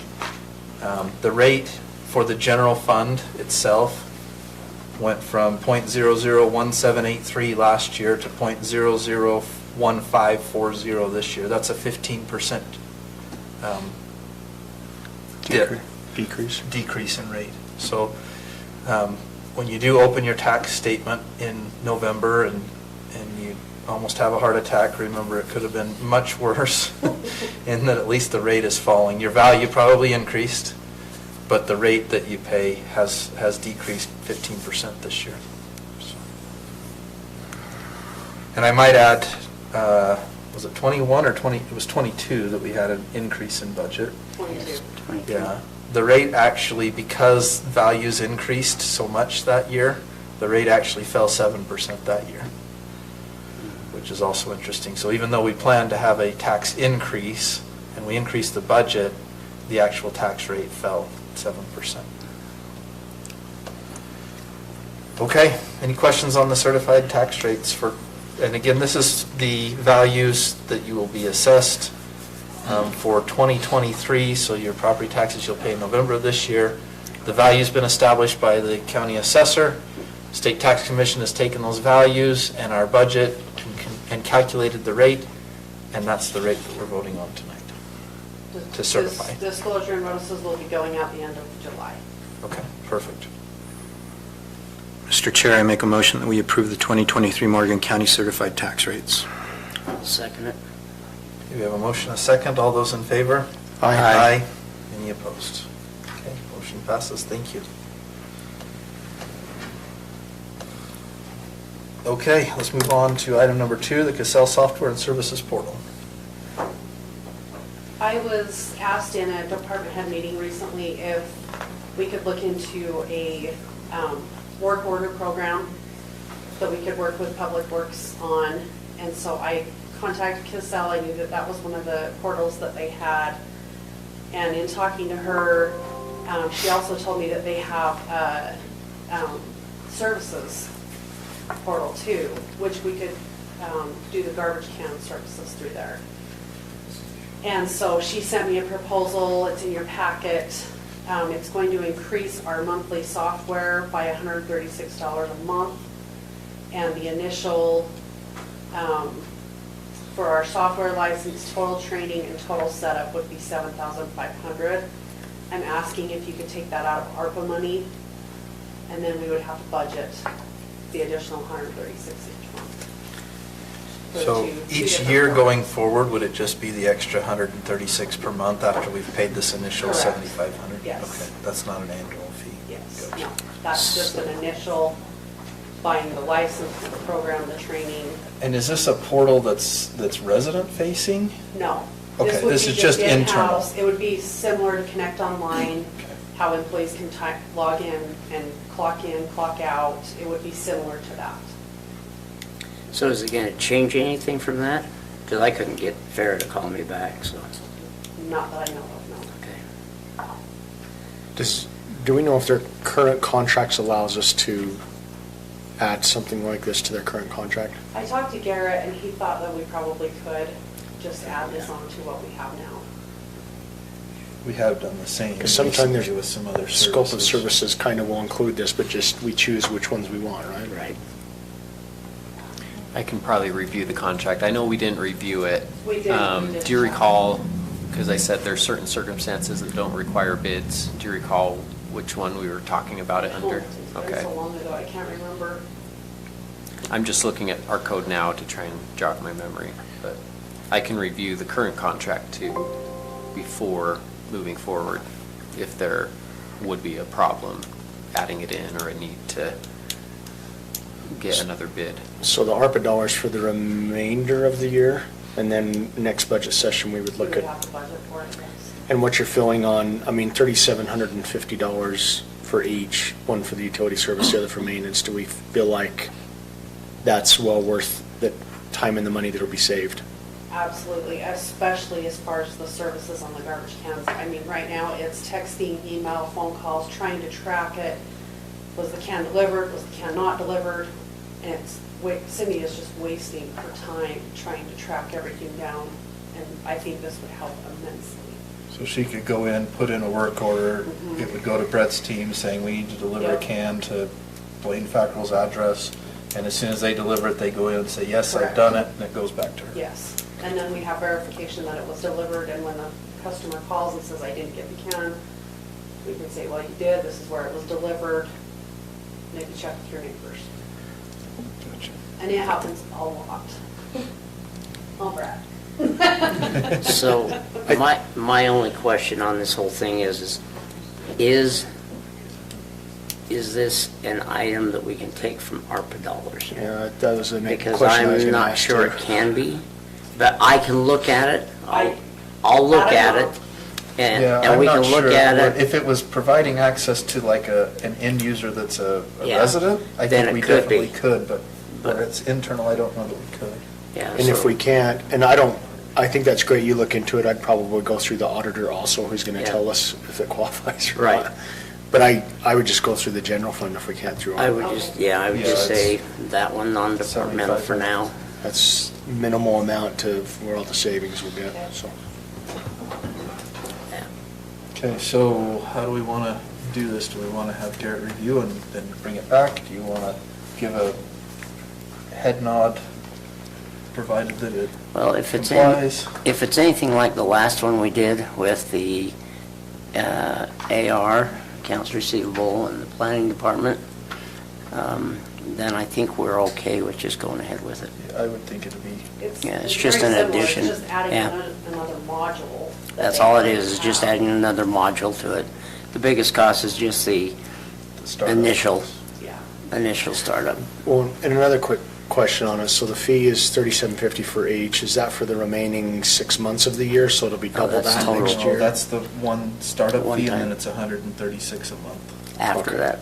Okay. So the monthly's only $136. The $7,500 is a So- one-time fee. Yeah, so we pay just over half that starting now. Yeah, Or just the under only half. problem is, not problem, but it's a nice thing, is we pay that yearly now, our Cassell stuff, so that means it will be should be a decrease. We get a discount. when We get a pay it. discount because we pay it up front. Right. So when our bill comes up in, I don't know which month, January or sometime, at that point, then we'll just have that included into it, so we get that discount. It may not be $136. a month, Right. then It could be a little less. Right. Even if it is, though, $136 Pretty seems good like it's deal, well really. worth the time savings. And if it's gonna save our employees time. And Yeah. you There's need plenty it. of other things for her to do. All right. With it. Mr. Chair, I'll make a motion that we approve the contract between Cassell Software and Services and Morgan County for the amount presented of $7,500 with the approval of the county attorney on the contract, taken out of, for now, the general fund budget. Just non-departmental? Yeah, Non-departmental. Non-departmental. We'll probably have to transfer some funds from the fund balance. I'll second it. Okay, we have a motion and a second. All those in favor? Aye. Any opposed? Motion passes. Thank you. Thank you. Okay, Kimberly.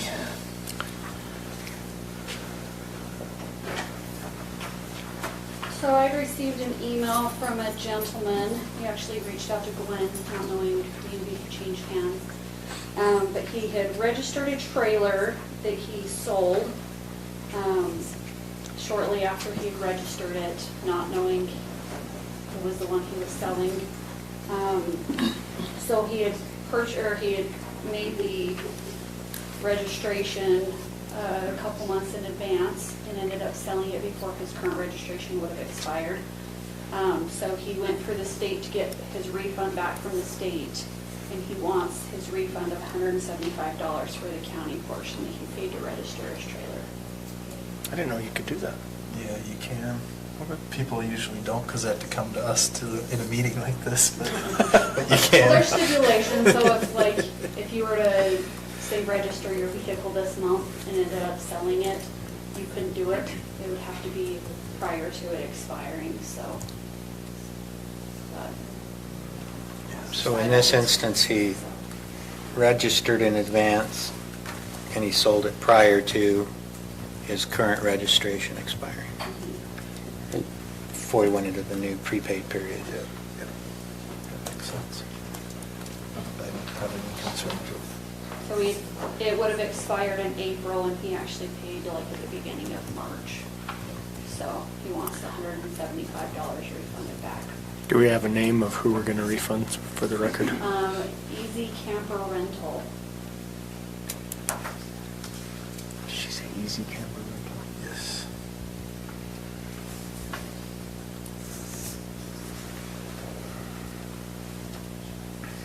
Is this a local business? One in Mountain Green is where the address shows. Are they a registered business? Do they have a license in Morgan County? That I do not know.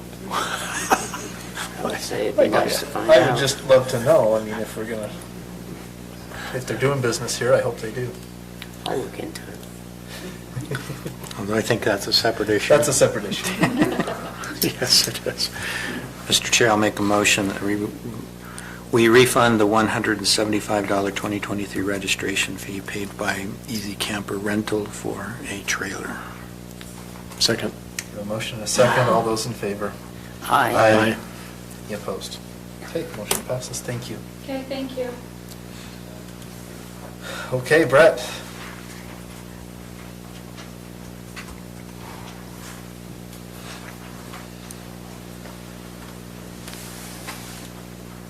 Hey Commissioners, good to be here today. This proves that there is life after flooding, right? We're going to move on and fix some roads. Hopefully get something done. This is a grant, if you remember, I put in for back in 2020.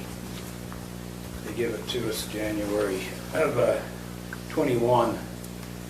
And it was originally slated to not even design until 24 to 25, but I got them to move the money up, and they're going to release it July 1st. And that just allows us to pave a little quicker, really about a year quicker, which will still be 24, but we can design and get it ready. So it just puts us in a little better position. So if you look on there, on the project, let's just look at the project.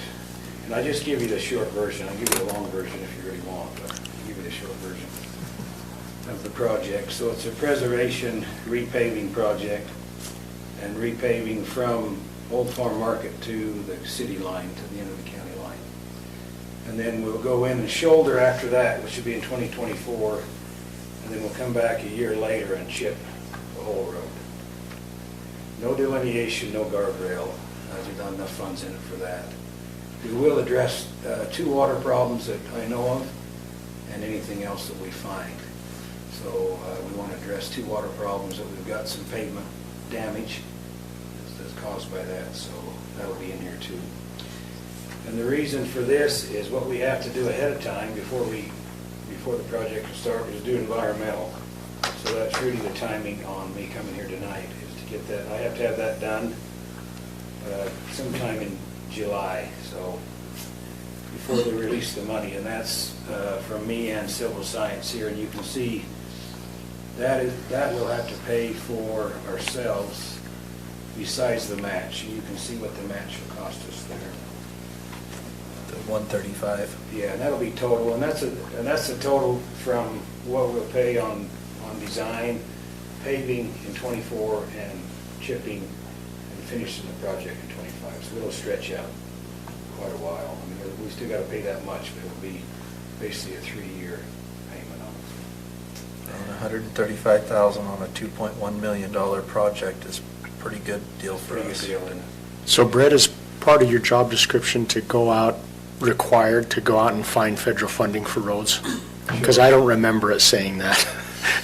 Point being, really appreciate you going out and getting money like this. I don't think, I don't know if many residents at all even see it or even recognize it, but we really appreciate you taking the time and effort to go. I don't think other public works directors go out and find funds like this and dollars like this. No, So, I think they hire special people to do that. so you're special too then. Appreciate it. Thank you. And give you an idea where the funds come from. They come from the Joint Highway Commission. And when we get this project done, which is 2025, then we'll be eligible again, but not until it's completely done. And, you know what I mean? And then there'll be another surge of money that'll come through, and we'll definitely try for it again. And these funds come through UDOT because they're federal dollars. Yeah, the federal dollars So- managed by the state. Managed by the state, local government project. Local government project. And so that's where the match comes from, and it really becomes a UDOT project, just like Morgan Valley Drive 3 years ago, started 5 years ago, and the Stoddard Bridge, the Peterson Bridge, and we hate to mention the Croydon Bridge. But managed through UDOT, so we do have this agreement, but the agreement, will the agreement still be between, well, we'll have an agreement coming up between Morgan County and UDOT, or how will that, how will the match Just like go? on the bridges. Similar to the bridge work. But usually what happens, and you've seen it happen on the rest of the bridges, it comes to me and I become the county manager for the project. Does that make sense? It's a UDOT project and you have a county manager. I'm the public works director, but everything comes to me as far as from UDOT. I mean, I manage every day, like on the Croydon Bridge, I had to do something today on that. So these are quite a bit of paperwork on these jobs, and it's an ongoing. It'll be ongoing for the next 3 years. Well, and I was mentioning it also from a procurement standpoint. So from a procurement standpoint, we follow the UDOT procurement rules. Yes, yeah. I don't even really see it. When it comes down to that, I mean, it turns into a UDOT project, so. Correct. So I have some control, mostly over the management part of it, like the engineering part of it, you know what I mean? I have a say in that, like I can, like me and UDOT pick the engineer right here. We was in on that, okay, ahead of time. And that's set, but as far as it goes out to bid, UDOT handles the bidding process. It goes to the state procurement, the state website for bidding. We still sign off on it at the end, like we sign off on every one to sign off on, okay, whoever gets the project, we go ahead and do it. So the county has a lot of say in it, but, it's managed through the state. And the majority of UDOT projects are managed well. Yeah, that's why. Yeah. We don't want to mention too much, but if you look back how our other projects have gone, think about the Morgan Valley Drive job, no hitches at all. Everything went great. The Stoddard Bridge got done early, went great. The Peterson Bridge got done early, went great. Yep. Of course, you've had a lot of problems up here, but it all comes down to water problems. It was unfortunate the year we picked to do it, but anyway, give you an idea. Well, back to my first point, I appreciate you taking the time and effort to go get the money for this road. Glad to do it. The county needs it, and the old highway needs it. And that's why I even worked with Brett Slater, and him at UDOT, to move the money up a little bit. Really, we just moved it up about 6 months, to get. So- Because I'm worried about the old highway. There's some sketchy places. Just to get us to next May. So we're probably paying, if we get it out to bid the 1st of January, and that's why we're here today, to get this process going. Probably get it paved in May sometime, depends on the weather, right? This year would have been a little tougher. But hopefully we'll be first on the docket, whatever contractor gets it. In June at the latest, we'll pave, So the agreement we're looking at tonight is just an agreement for the engineer to do their environmental documentation. Yeah, we have to pay that out of pocket. They won't let us get that in the project. So that's $10,041. Yeah, so that's the price of that. And are So we, they'll go ahead and get that done. We'll get approval. is that coming out of B&C funds, or where do we plan to take that from? B&C. Okay. Do we have it? Yeah. Okay. Yeah, we've cut way back this year on paving and stuff just to afford what we're doing. Okay, even with the other bridge? Yeah, and we're gonna have extra B&C funds this year, should be released in July from the state. When we gonna get those? July. July. July's the But we don't know the amount yet, I don't think. Yeah, I Yeah, know we the do. amount, it's Oh, you do? like 360,000. They gave us a document of it. Do you have it right there? I haven't. When we went down to visit with the state legislature, they printed a document for us. But I haven't seen anything. We'll make plans for a little more paving, some of that. Yeah, it's about 360,000 as I recall, and then I think it's about an extra 50,000 a year, or 45,000 a year moving forward. Okay, Morgan County will receive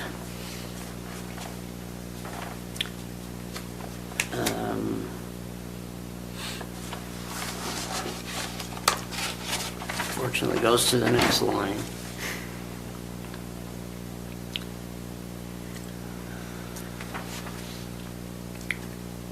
Morgan City's going to receive some. We in total, between the city and Morgan County, will receive $471,000.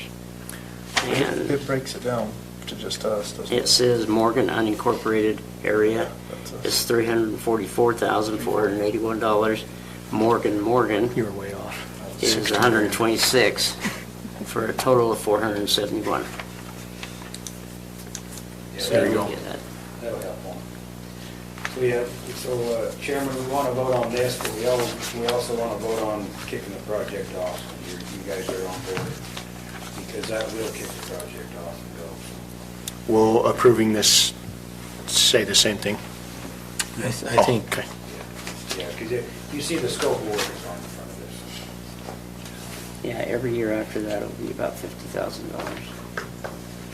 So I think if I made a motion, it would be to approve the 2023-2025 Old Highway Road project from Trappers Loop Road to North Morgan Highway, the pavement preservation grant project, including the May 16th, 2023 civil science agreement for the environmental study.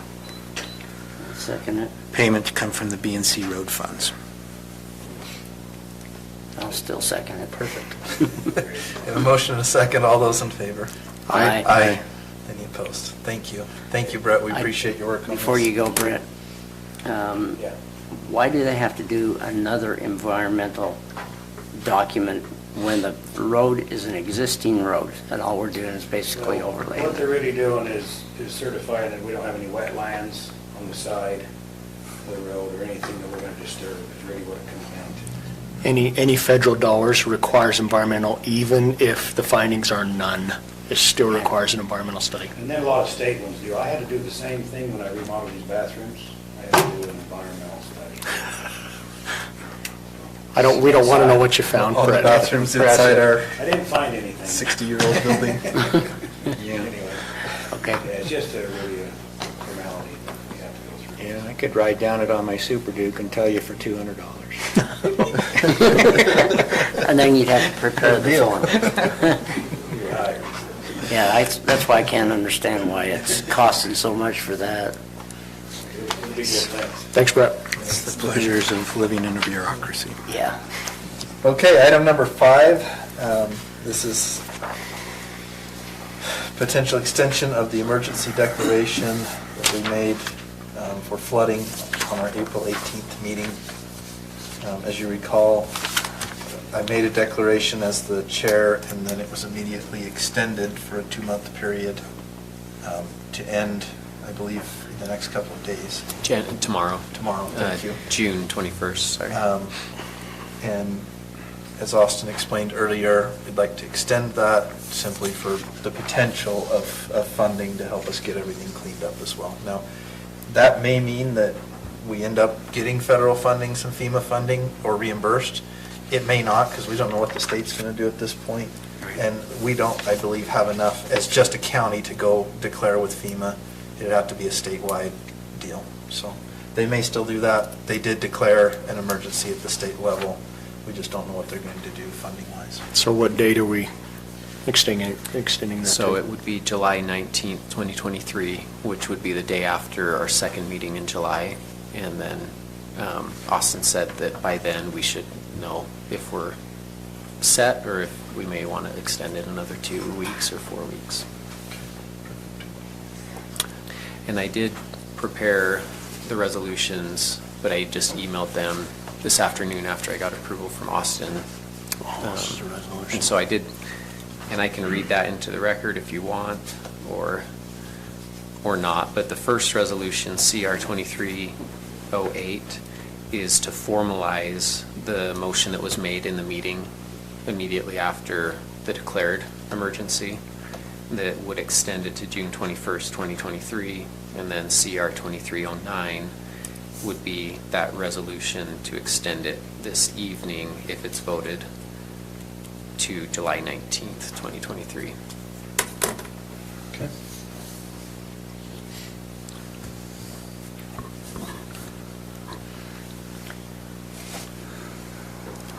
Mr. Chair, I'll make a motion that we formalize Resolution CR 23-08 and extend Resolution CR 23-09, extending, well, let me go back, formalize CR 23-08,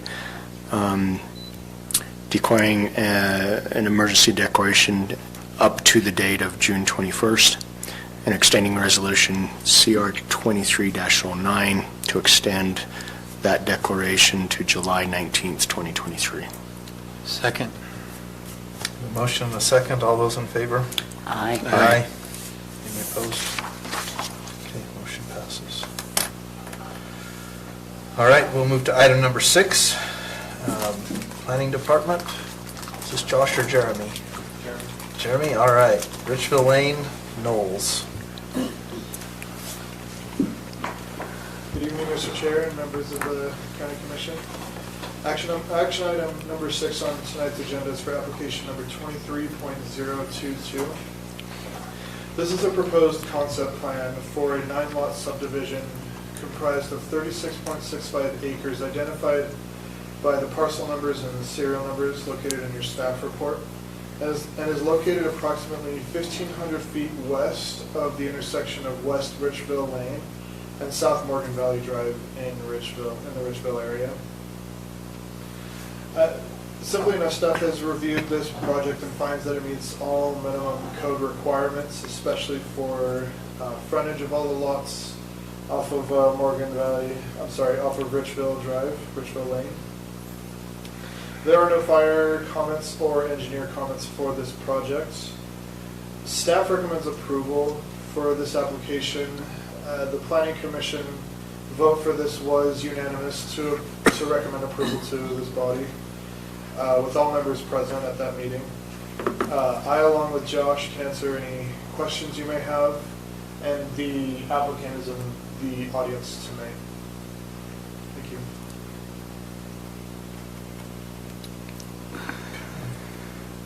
Can you tell me who Mountain Builders Investments are? Is that part of the Rose? So keep in mind, and the applicant can certainly speak to this, this is, it's all under the Edison Rose Trust, and this is all executing that trust, and so it was required that there would be 8 lots to divide among the Rose family themselves, and then 1 additional lot to be sold off. But again, all of the lots meet the required frontage for RR1 with A20 split zoned entitlements. Right. To answer your question on Mountain Builder Investment is a different property. Okay. The reason I ask that is in the, and maybe the applicant can talk to it, but you were mentioning that the families want to keep it in Greenbelt and all that kind of stuff. They can to a point, but that'll be at a later date. Some of it will not be in Greenbelt, just so they're aware. Well, anything these 3 parcels that are smaller than 5 acres, no, 4, 5, Those will 6 not- parcels. Those will not qualify. There's 1, Yeah. 2, 3 that will not be able to be, no, there's more than that, 6. There's 6. Yeah, there's 6 of them. 1, 2, 3, 4, 5, 6 of them that will not qualify for Greenbelt. But when you were talking in the commission or the planning meeting, it was mentioned they want to keep it all in Greenbelt and all that kind of stuff. Just beware. But who determines what's in Greenbelt officially? The assessor. The assessor Okay, is- so the assessor will look at that. It's not a planning or zoning. Right, right, I know. I'm just letting you know that it may not be in Greenbelt. If that's what their goal was to get, was all in Greenbelt, it may not be by doing what you're doing.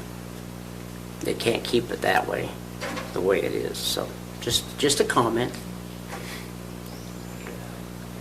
That's all. What are they gonna do with the canal in the middle of that? They've got a ditch. They've got the ditch in between, well, it goes right through number 5. They got 200 feet wide there, they can That'll probably figure need that to out. be addressed during the permitting Okay. process. but- All right, So will all of the wells and everything. That's not part of the concept plan process, but Okay. will be discussed. all right.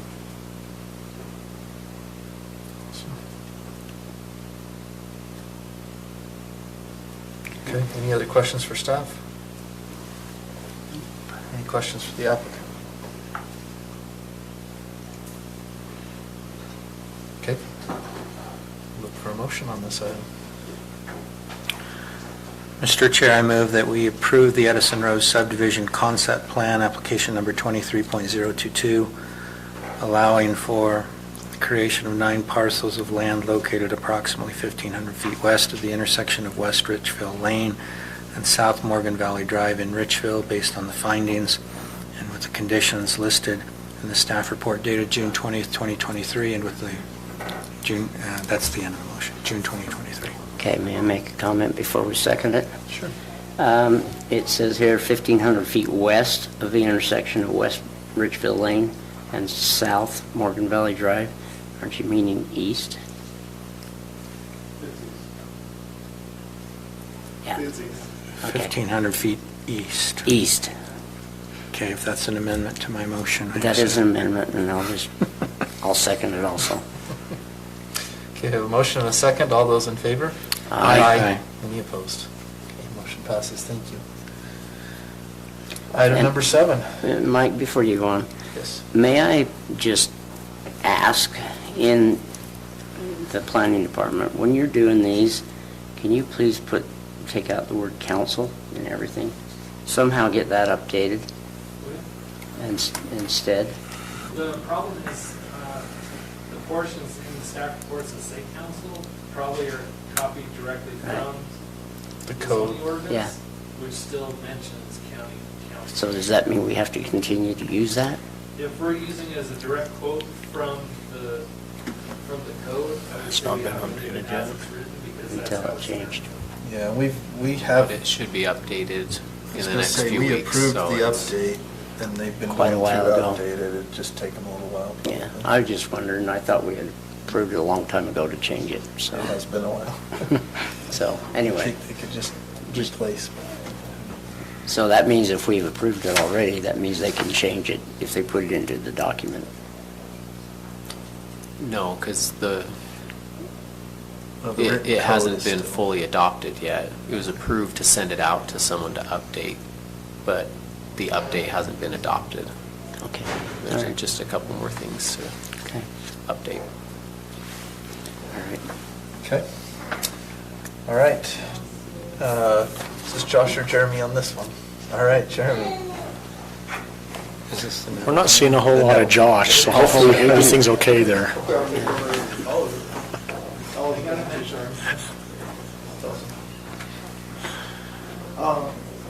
Action item number 7 on tonight's agenda is for application number 22.062. This is the Nettleton CUP.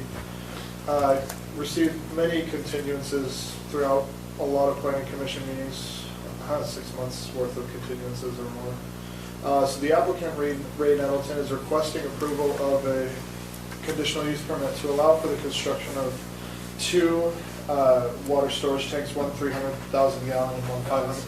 One 3 to 500. 3 to 500, 500 gallon water tank on a property he owns for the purpose of providing Cottonwood Water an additional source of water for the development of both his adjacent properties and the future Cottonwood phases in Mountain Green. The issue is that the Cottonwood subdivision, phases 6 and 8, are too steep and high up the mountain for those 2 phases to draw water from the current tanks that serve the Cottonwoods. The staff has reviewed this project and finds that it meets all minimum code requirements. A lot of discussion around this item from required geohazards reports and geosoils reports, as well as preliminary construction drawings for our county engineer to review. So for the geohazards report as well as the geosoils report, those were both reviewed and approved by our specialized contractors in March of last year. And the construction drawings were approved by our county engineer actually in May of this year, pretty recent. And so he had a few minor comments to be addressed before final construction drawings and final submittals for this conditional use permit. And again, staff is recommending approval. The planning commission, with all members present in that meeting, recommended approval unanimously. Recommendations for approval to come to this body. I, along with Josh, can answer any questions you may have about this application, and hopefully the applicant is in the audience tonight. I've got a few questions. So do I. So, we currently have a water system serving the neighborhood just downhill. I'm guessing in order to put a water tank in that's going to service residents culinary water, that they have to have state approvals. I'm guessing they have to have some kind of a company set up to run this water correctly, all the tests and requirements that are needed through the state. I don't know, I don't think I have as much concern about that the construction would happen correctly as, if we've gone through all the design process correctly. I think they can construct a tank just fine, but this feels like we're adding yet another private water company that, to the mix. I'll just say it that way. But what I'm, and just real quick, Josh, what I'm used to seeing, I guess, is when you have neighborhood and developments, the water provider says, hey, in order for us to serve these up on the hill, we'll need a tank up here, we'll need this line, we'll include it in our system, and it just kind of keeps growing as needed. But this seems like we're piecemealing, and I worry about the piecemeal method with issues we've had in the past of multiple water companies. So that's just my initial comment. Is that this water tank would be taken over by Cottonwood Mutual Water as part of their system in order to serve phases 6 and 8, which currently they have entitlements to develop, but there's no water to serve those phases. So in order to provide water to those phases, this water tank would be constructed for that purpose. As far as the construction and design, that will have to take place with final construction drawings, which are not required as part of a conditional use permit, since a conditional use permit just deals with the entitlement to the use itself. And according to our code, this type of use is approved, is allowed as long as they meet the minimum requirements of the conditional use permit section. Sure, yeah. It'd be nice if we had all these multiple water companies and we don't receive any calls. If we didn't receive any calls on issues, then I would agree completely, let them do whatever they want. But there's just so many issues. I guess if we know that Cottonwood Water's involved and they're saying once it's built and approved and meets all the specifications, we're going to take it over or accept that in our system, that would actually make sense to me. Okay. Okay, I have a question though. Where are they getting the water rights for this? Well, 300,000 gallons. Where did the water rights come from? They would have to own them. I know, that's why I'm asking. Why build it? You're getting a conditional use permit to build this, but you don't have the water rights yet? No, I think, well, I can't speak for the applicant, but. Yeah, that's what I'm asking. Can we have the, So the applicant's not here. The water rights would either have to be purchased from Weber Basin, or they already have the water rights through Cottonwood Mutual Water, and this would provide additional storage capacity as opposed to the right to withdraw. But that would be a question that we would handle and verify when they submit their final construction drawings. because I'm just worried about, okay, we do this as a conditional use permit, but yet we don't have water yet. No. So that's what I'm not Here's understanding. the thought I have is sorry, Josh, the conditional use is allowing them to build a tank on this property. But we are not reviewing the design, we're not reviewing the rights yet, we're not saying who's going to take it over, we're not seeing any of that documentation yet.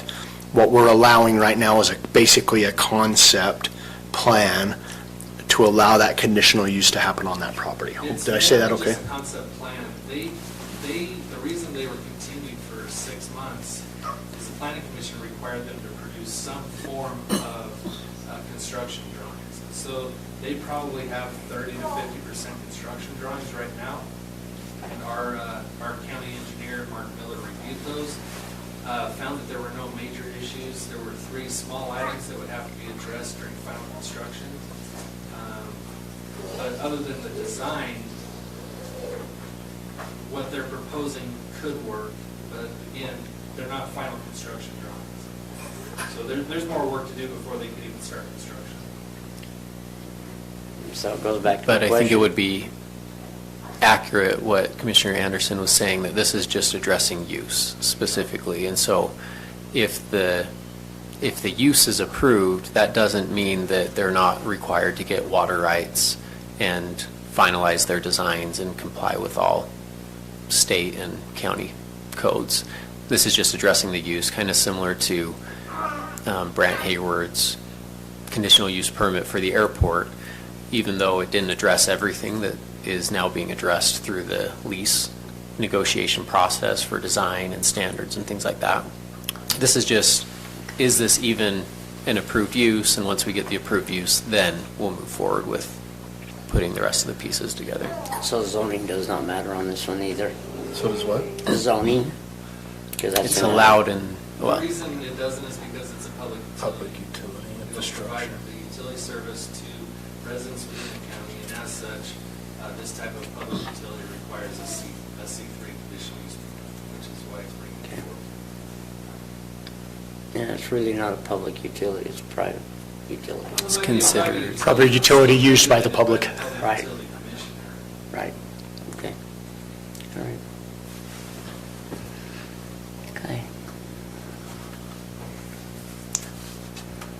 Mr. Chair, I make a motion, move to approve the Nettleton conditional use permit amendment, application number 22.062, located at serial number 07-005-106 and parcel ID number 00-0066-8844, near the Cottonwood subdivision, Morgan County, Utah, based on the findings and with the conditions listed in the staff report dated June 20th, 2023.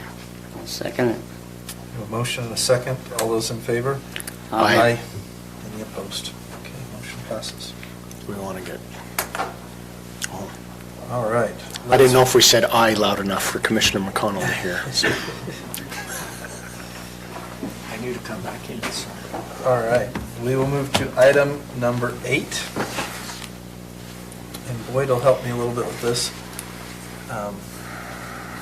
So every year, you might recall, well, I guess it's not every year, it's every 3 or 4 years, isn't it?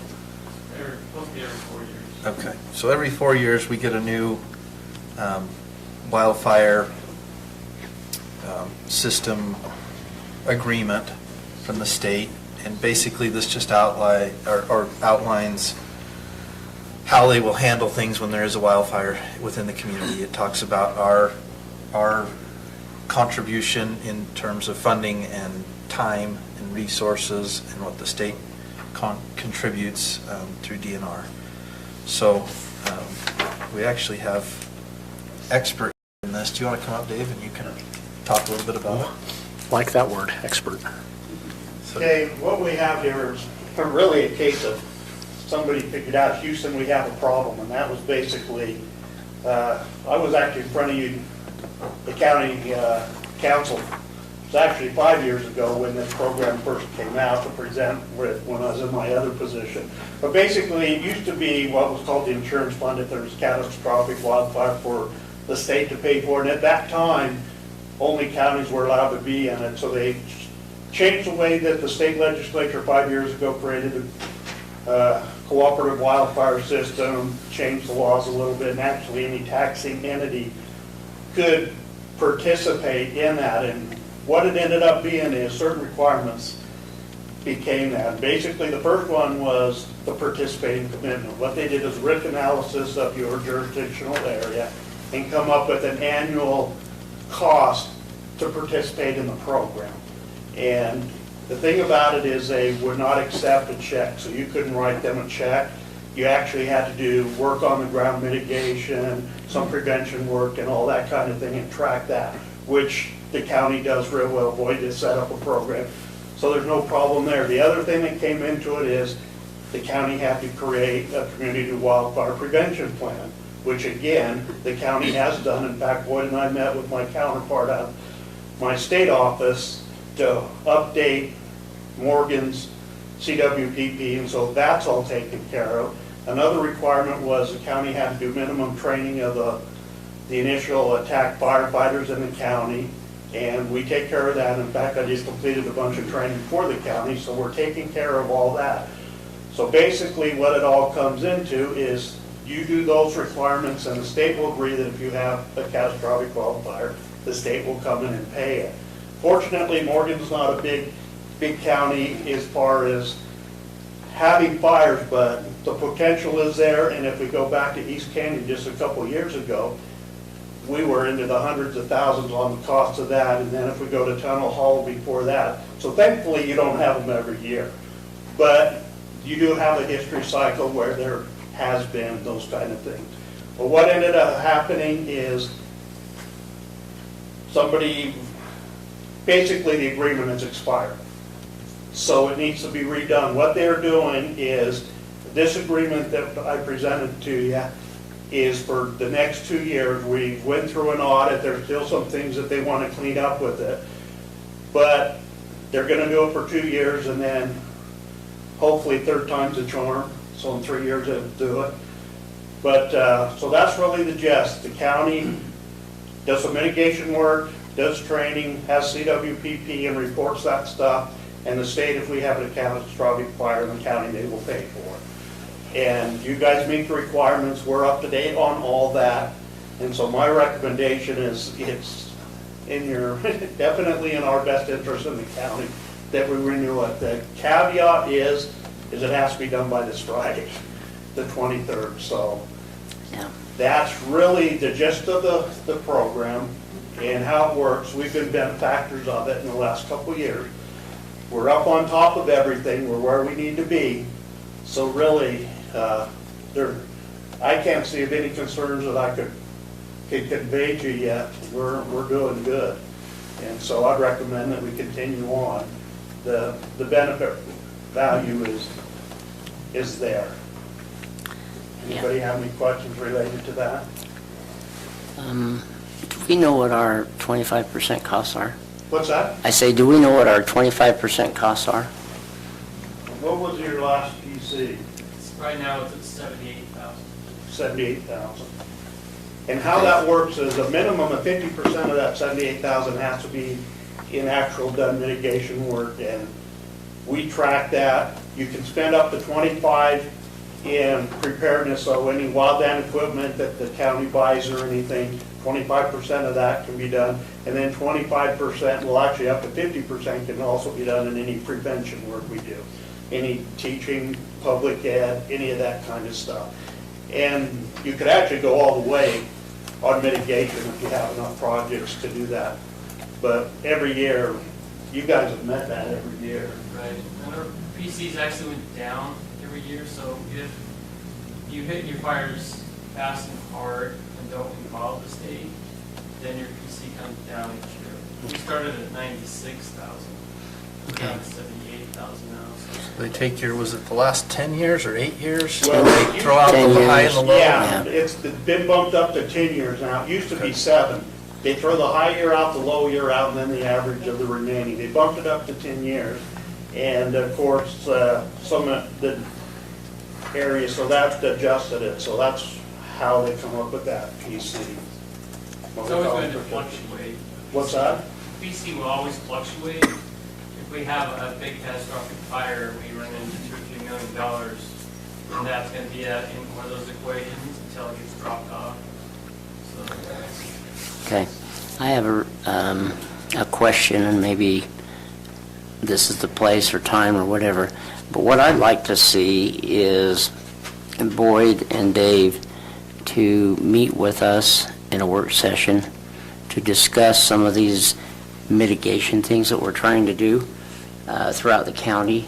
And that way we can actually, if it's, because I mean, this is private land. And so we've got to figure out, okay, I know that one day somebody's going to start a fire and it's going to come all the way across East Canyon, come down, and it's going to possibly wipe out homes. And I mean, I'm waiting for the day to have it to happen, but I'm not going to start the fire, that's for sure. But you know, I just want us to be prepared, and we need to somehow, you know, do something now to mitigate that, because I saw the fire over at Rockport Estates, and that was devastating. And I want to see us get ahead of it, so that way we can prevent something like that. But we're not going to if we don't get ahead of it. Yeah, that's the purpose of what the CWPP is to identify. Last year we did $100,000 worth of work in Cottonwood Canyon. Of course, we were lucky in a grant on that. This year we applied for trying to get some work. Is what the tough part we have is trying to get the property owners to help. Right. I know one of the things that we've identified as would be a benefit is if we could connect Deep Creek with Lime Creek, so that there's a secondary access, because we have two canyons with properties up in there, but one way in, one way out. And so if we could make secondary access, so what we need to, what the purpose of the Community Wildfire Protection Plan is to identify areas where mitigation work can be of value, where we can look to do, what we want to look at is more the landscape type of things, because of course I go out and try to meet with homeowners and preach the fence will face around the individual home, but what you're looking at is a big benefit is the landscape thing, so that if we get that large fire, such as East Canyon 2 years ago, if it started spreading coming down the canyon, we get down the canyon winds and stuff, where are we going to be able to defend it? All right. Get it to stop in there. So those are things we identify in them, and so we'll get you a copy of our CWPP, but we're always looking for any of those kind of projects. The toughest part as always is getting the buy-off of the property owners to allow us to come in and do that work. But there's plenty of areas that we, and the tough thing is explaining to people, for example, like a shaded fuel break. I don't come in with a Cat T9 and go down to, down to the ground and cut a big cat line. But by reducing the amount of fuel in the air, it gives us an area where we can slow down the fire, that we can come in and make that a places where we can stop it and make better use. Because remember, it's called fire retard, not fire putter outer. Right. And so we have to, if we got areas where we can slow the spread down, then that stuff becomes effective. So identifying projects is definitely on our priority list. We need to do that.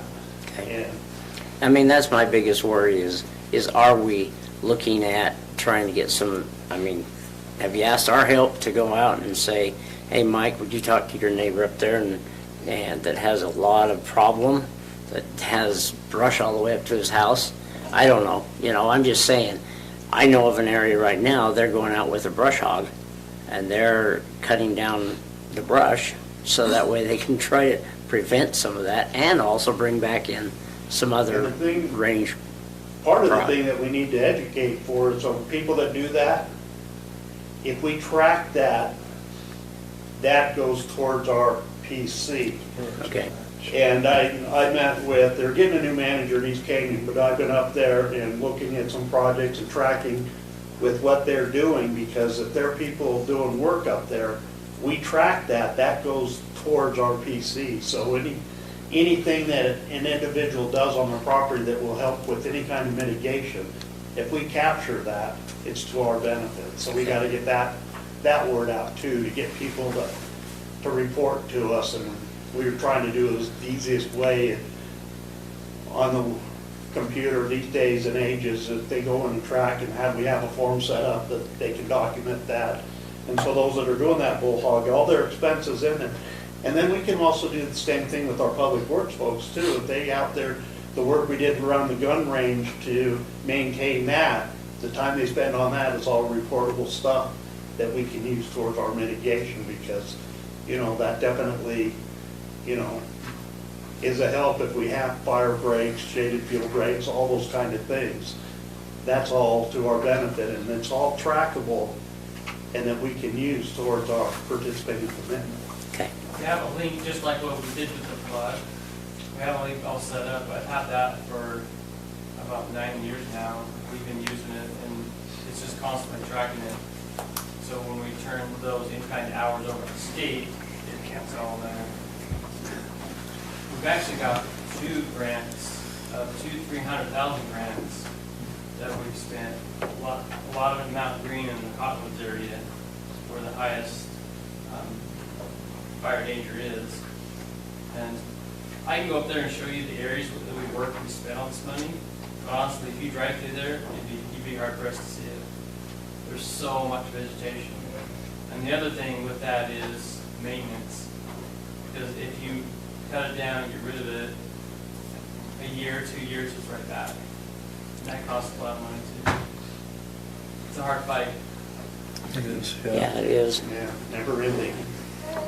We could have the whole county go up, but, we've got a lot of sagebrush and oak brush around here.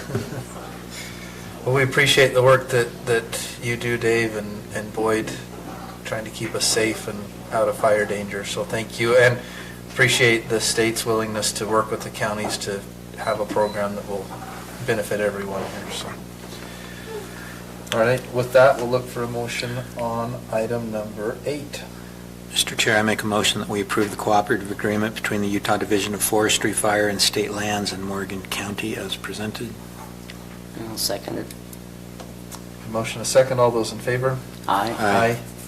Any opposed? Motion passes. Thank you. And now, if you want, if you're on half of signing it, I will be in Salt Lake. I got a meeting there Thursday. If I can get it picked up tomorrow, I'll hand deliver it, or just... I just sent it to you signed. What's that? I just sent you a signed copy via email. I just clicked send as we voted on it. Okay. So you have it in your email now. Excellent, thank you. If you need me to sign a physical copy, though, we can do that too. No, I'm. Do you have the physical copy? I'm gonna sign that too. We're gonna take a quick break here, quick bathroom break. I'll sign it right now and hand it to you, and then you'll have I'll both. hand delivered on Thursday. Okay. Perfect. Thank you.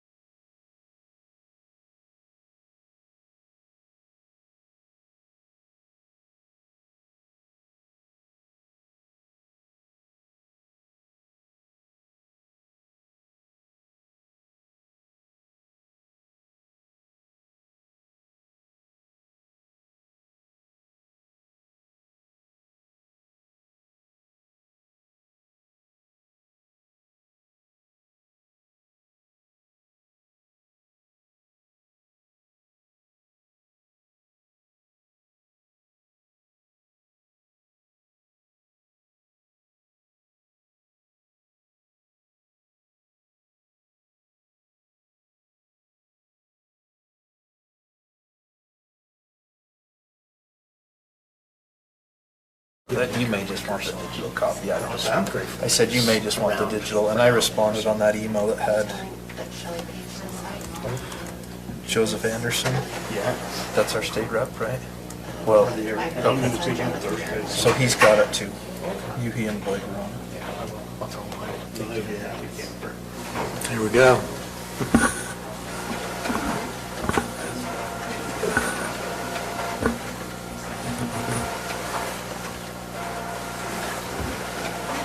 I couldn't make it till the break. Sorry about that.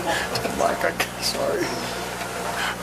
We're telling us below normal for June, but they had a couple other days that went down in the hurricane area yesterday, threatening homes. So all it takes is that human factor. We went up the other week up to Mormon Flat Trailhead. People built a big bonfire in the parking lot.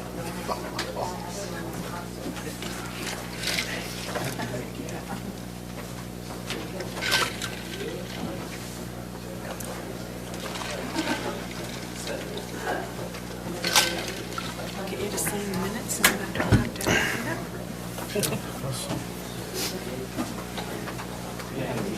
Cheesecake, you guys. Did you get some? Did you? I had some, but they're all sitting over there. I know Garrett was supposed to take them. You didn't want any though, John? No, you didn't want any? I'm good. Didn't get it. You better eat it. Oh, I'll have another one, trust me, that's one of my favorites. You have another 3 by the sounds of it. What was that? I said, you're gonna have another 3 by the sounds of it. Not just read. No, I just need to take one more. Well, I've had one too. Okay. Okay. I'll probably have a second at some point.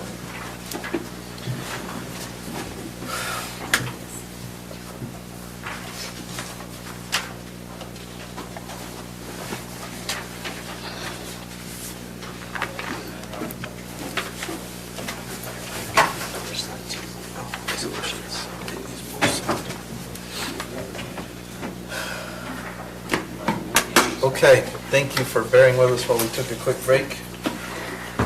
We're going to jump back into it here. We will move to item number 9. Commissioner Fackrell. 9? Okay. We've had some people that we've had go off of the TTAB advisory board, and these are the ones that, to bring it back up to what we need in our numbers, we have needed in the, we've had some people that have wanted to be on the board, and these were the ones that were selected after doing a few months worth of asking people to sign up for it, and they send in applications and all that kind of stuff. So we've requested that we have Jennifer Clark, who would be on the TTAB board, Aaron Rose. We would have a standing position within our state parks and the hotel. And once we get hotels, if we have any more hotels, then we would have maybe one, we'd select one, and then Nate Bingham from Bingham Meats. And as you know, Bingham Meats has their meat, what do they call them, beef, what is it, the bombs? And he advertises that throughout, not just our area, but throughout the state. And the Aaron Rose is with the Creamery Barn, and the Creamery, as they call it, he's setting up a store down along Commercial Street, and he's hoping to bring in some tourism by promoting that. And then Jennifer Clark and her family is trying to do some different agribusiness tourism related items. So all of these meet the qualifications to be on the TTAB board, and so I'm asking to have them be put on the board, and we have to approve those. So, Mr. Chair, I'll make a motion that we approve Jennifer Clark, Aaron Rose, Nathan Bingham in a standing position of the State Parks and Hotel Management for the TTAB Advisory Board. Second. A motion, a second to approve. All those in favor? Aye. Aye. Any opposed? Okay, motion passes. All right, that brings us to the end of our action items and to our sole public hearing item of the evening, item G. Josh? This is for application number 23.013. Mr. Paul submitted an application, I believe it was back in February, for a live-work dwelling unit text amendment. After working with Mr. Paul, we found a location in our code to insert this, and worked on the language together a little bit. I brought this forward to you on May 2nd for your review and approval after the Planning Commission recommended denial. After some discussion with the County Commission, you remanded it back to the Planning Commission with the goal of addressing several questions. And those questions, as contained in your staff report, included: should the owner be required to occupy one of the units, or would employees occupy the units with the owner present at the business to provide oversight? The recommendation going forward from the Planning Commission was that the employees could occupy the unit or units with the owner present in the business. And then what zones should the use be permitted in? We reviewed those. We took it out of a town center zoning per the County Commission's request. We removed it as a outright permitted use from all the districts except for commercial highway and general commercial, and we made it a conditional use permit in the remaining commercial zones. If you feel that that needs to be changed, obviously you can make that change as well. But the proposal is for commercial buffer, it would be a C3. In neighborhood commercial, it would be a C1, and in commercial shopping, it would be a C3 as well. The next item was, should the use, okay, we already addressed that. Should the enforcement options be added? I added some enforcement nuisance in item C, which refers to other sections in our code referring to noise and other disorderly conduct, and then a way to make sure that it's enforced. As part of that, the Planning Commission requested that another provision be added in, that the county verify who's living in those units every year when the business license comes back for a renewal. So that was an additional item that the Planning Commission felt would be important, was for us to verify occupancy. And then should short-term rentals be prohibited? The recommendation from the Planning Commission is that yes, it should, and so I added item 13 to prohibit the rentals of the live-work dwelling units.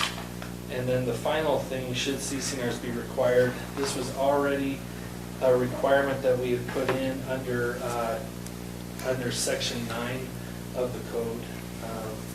So I think it was called, it used a different word, so I deleted that out and just put CCNRs. With that said, Planning Commission with those changes recommended approval. And so we're bringing it to you for your review and motion. I have a question. What was the reasoning in not allowing any short-term rental in it? I think they thought that since this was a unit that was going to be designated for the use of employees of the business, that a short-term rental would kind of circumvent that. Because if it's being occupied for a short-term rental, it's not being occupied by an employee. Okay. It's Section B6, verification of occupancy. I would just put verification of residential occupancy, just because you're going to be, you've also got commercial occupancy. And then in the language in C1, noise nuisance shall be enforced pursuant to the prohibitions against disorderly conduct. I don't have a problem with that provision per se, but that shouldn't be the only mechanism. Okay.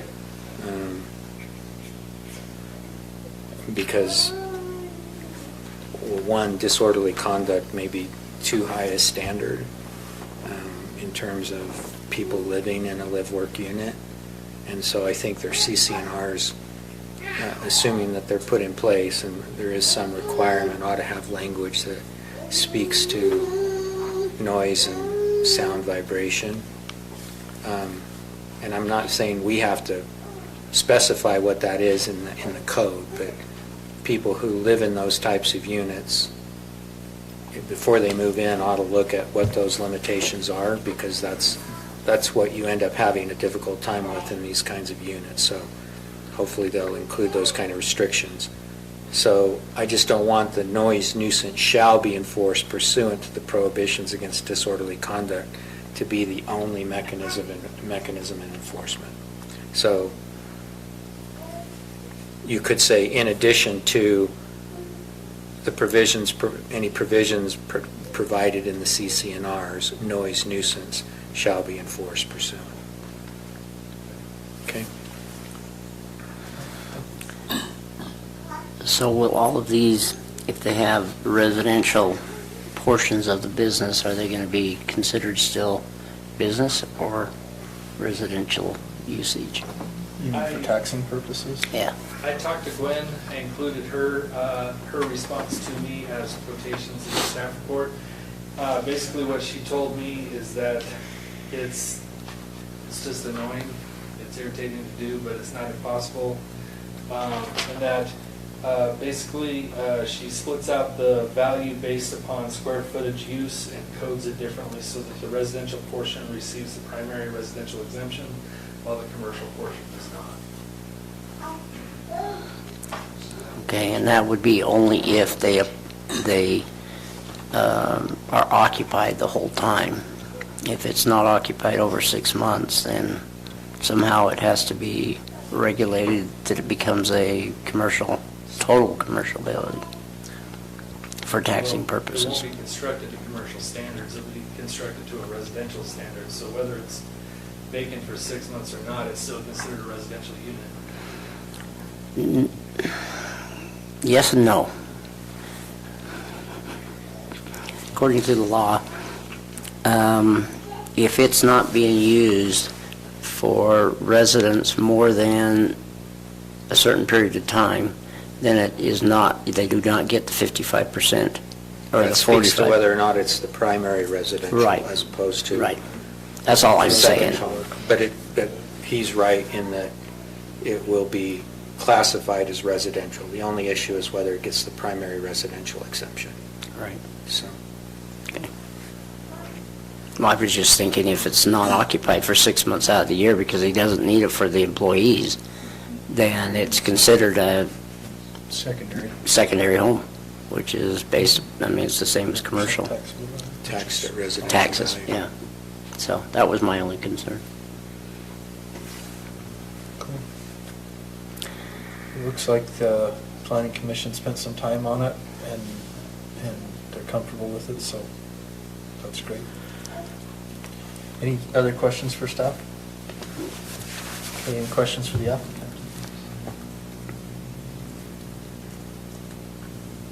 No questions, just thank you for allowing the process to happen. I know it takes a little bit of time, so appreciate the patience. Sure. Okay, with that, we'll look for a motion. No. Oh, I'm sorry. We'll look for a motion to go into public hearing is what I meant to say. Yes. So moved. Second. Okay, I have a motion second to go into public hearing. All those in favor? Aye. Any opposed?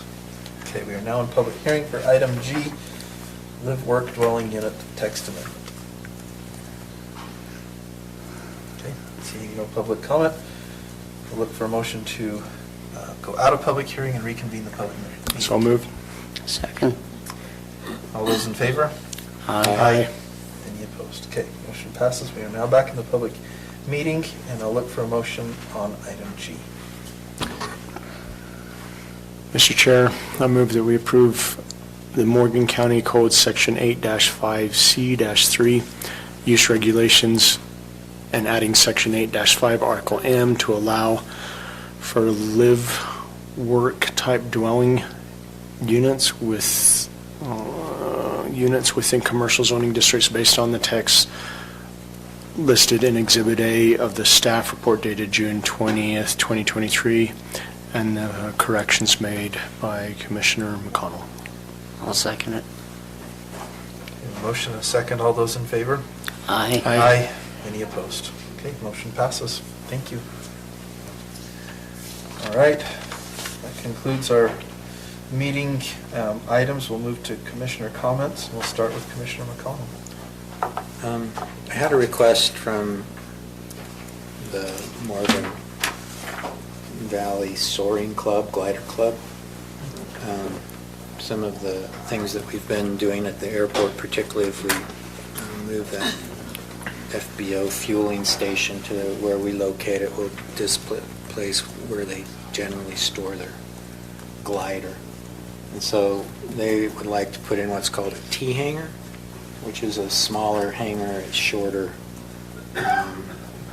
and it essentially you just back in the tail and the wings and shut it down.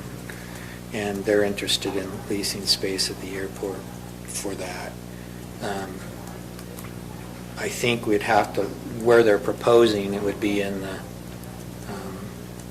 whatever, I can't remember, phase 1 of the master plan area, and I'm not sure that it identifies that location. So if you're open to the idea, then I'll try to work with the airport manager to see what we would need to do to accommodate that request. Seems like a reasonable request to me. Agree. Okay. I'll see what we need to do in order to accommodate it. I'm not sure exactly what the process will entail.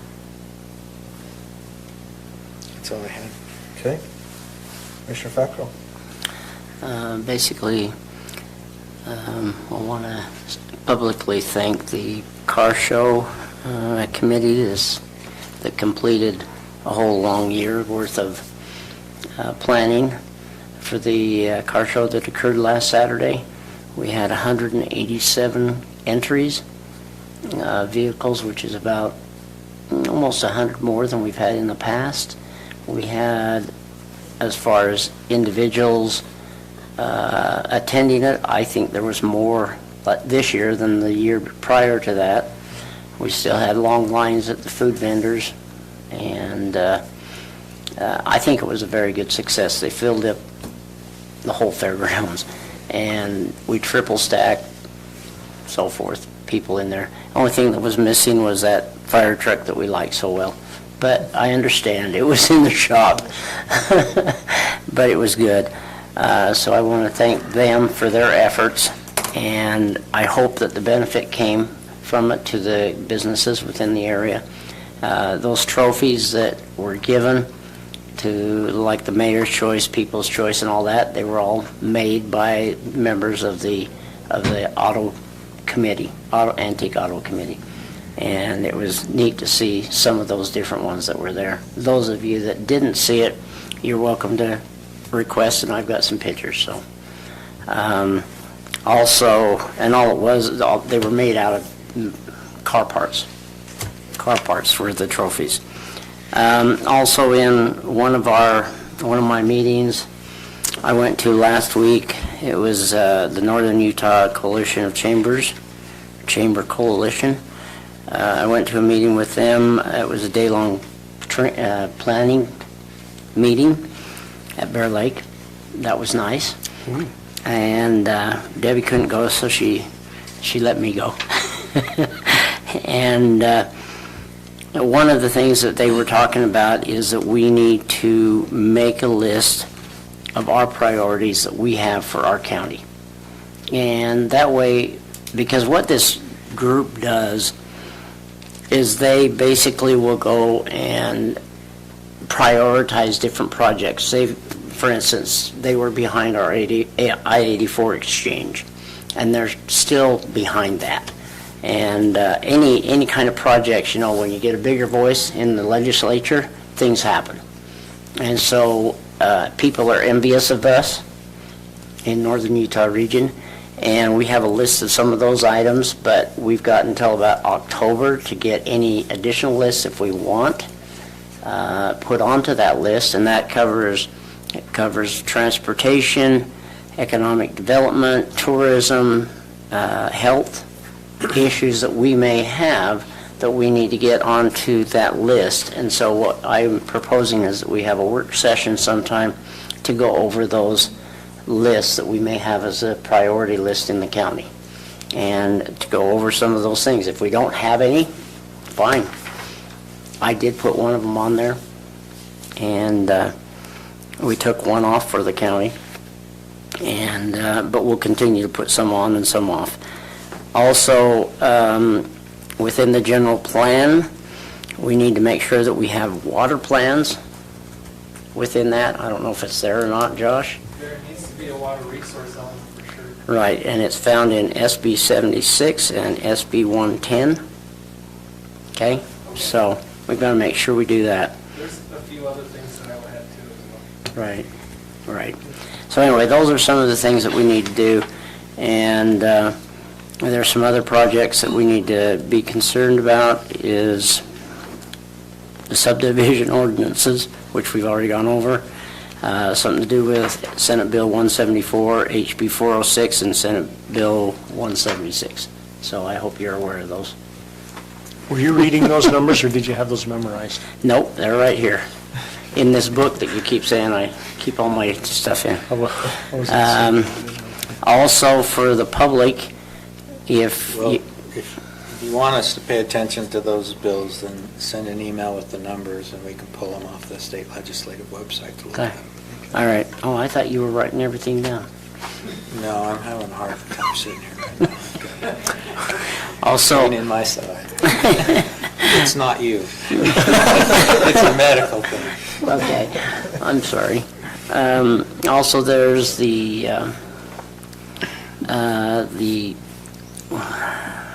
Justice Conference.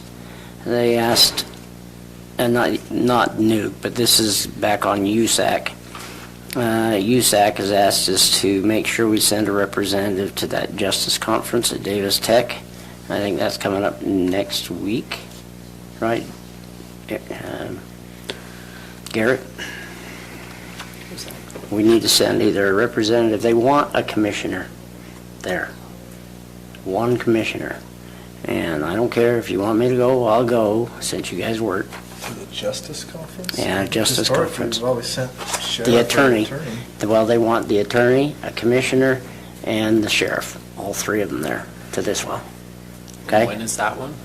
I'll have to look it up and give it. It's next week, I think. 26th or so. No, it's not the 26th. 29th? 29th. Is it Yeah, the next week. lethality assessment training? I'll look it up. I won't be in town. Okay. Maybe if you want to email that out. Okay. And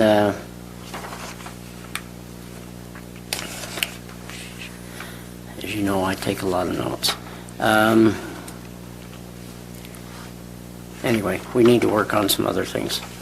So, Julie, what do we have for our work session at our next meeting? Do we I don't have anything listed? anything written down, I've been taking notes of the things that you guys have Okay. mentioned. Maybe that'd be an opportunity to do some goal planning that Commissioner Fackrell suggested. Okay.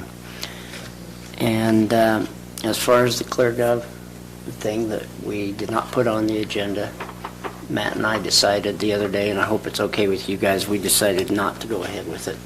And so we just dropped it. And if you guys think otherwise, then we'll, and the reason for that, Matt sent me an email. Anyway, it's basically because and I don't know if you got the email or not, but it's basically because we figured that right now it's not a thing that we can afford or should afford. And they've got some problems with it according to Box Elder County and Morgan City. And so until they get those things taken care of, we'll just plug along like we've done this last year. Okay? And Jeremy is going to help me with trying to get a program to kind of do some of the things that did. A lot less cost. Just time. Okay? That's about it for now. Commissioner Anderson. I attended my first truck pulls in Morgan County. I know Your first one? that was my first one, and it was amazing. So I won't go into detail, except if you haven't gone, go, and you'll be hooked. Not me. I went Oh, it was amazing. I went last year and didn't want to go again. A reminder tomorrow. I sent this out to you guys if you have time. I know some of you work. But tomorrow at 9 a.m. is ribbon cutting for the Mountain Green Sewer Improvement District. They've invited all commissioners. They're very grateful for the contributions that the county made. So that's all I got. Okay. Just a couple of things. The Croydon temporary bridge is erected. The deck is not on it, but the bridge is erected and ready to go. They plan to put it in place this Thursday. It'll still take them a little over a week after that to get it open to traffic, as they have to place a deck and do some final grade work around it. But it is there and ready to go. So that's a very good thing. We had an incident on the road about a week and a half ago where a truck tipped over and blocked the road for some time, so on the back road. So having another access point to Croydon will be very good, and certainly help the cement plant be able to get their product out to their customers a little quicker. That's great. Commissioner Fackrell mentioned the car show. It was a great success. Just wanted to mention the Morgan County Fair is coming up here soon. It starts the 29th of July. That's a Saturday, with the parade, and then goes through the 5th of August. Lots of things to do and lots of opportunities to volunteer. So anyway, more to come on that. The Fair Board's been very busy planning that. It's going to be a great fair this year. So that is all I had. With that, we'll look for a motion to close this meeting. I'll make that motion. Oh, not a closed session. No. Sorry, to adjourn. Okay, I'll make a motion to adjourn. Second. If we need it. Motion and second. All those in favor? Aye.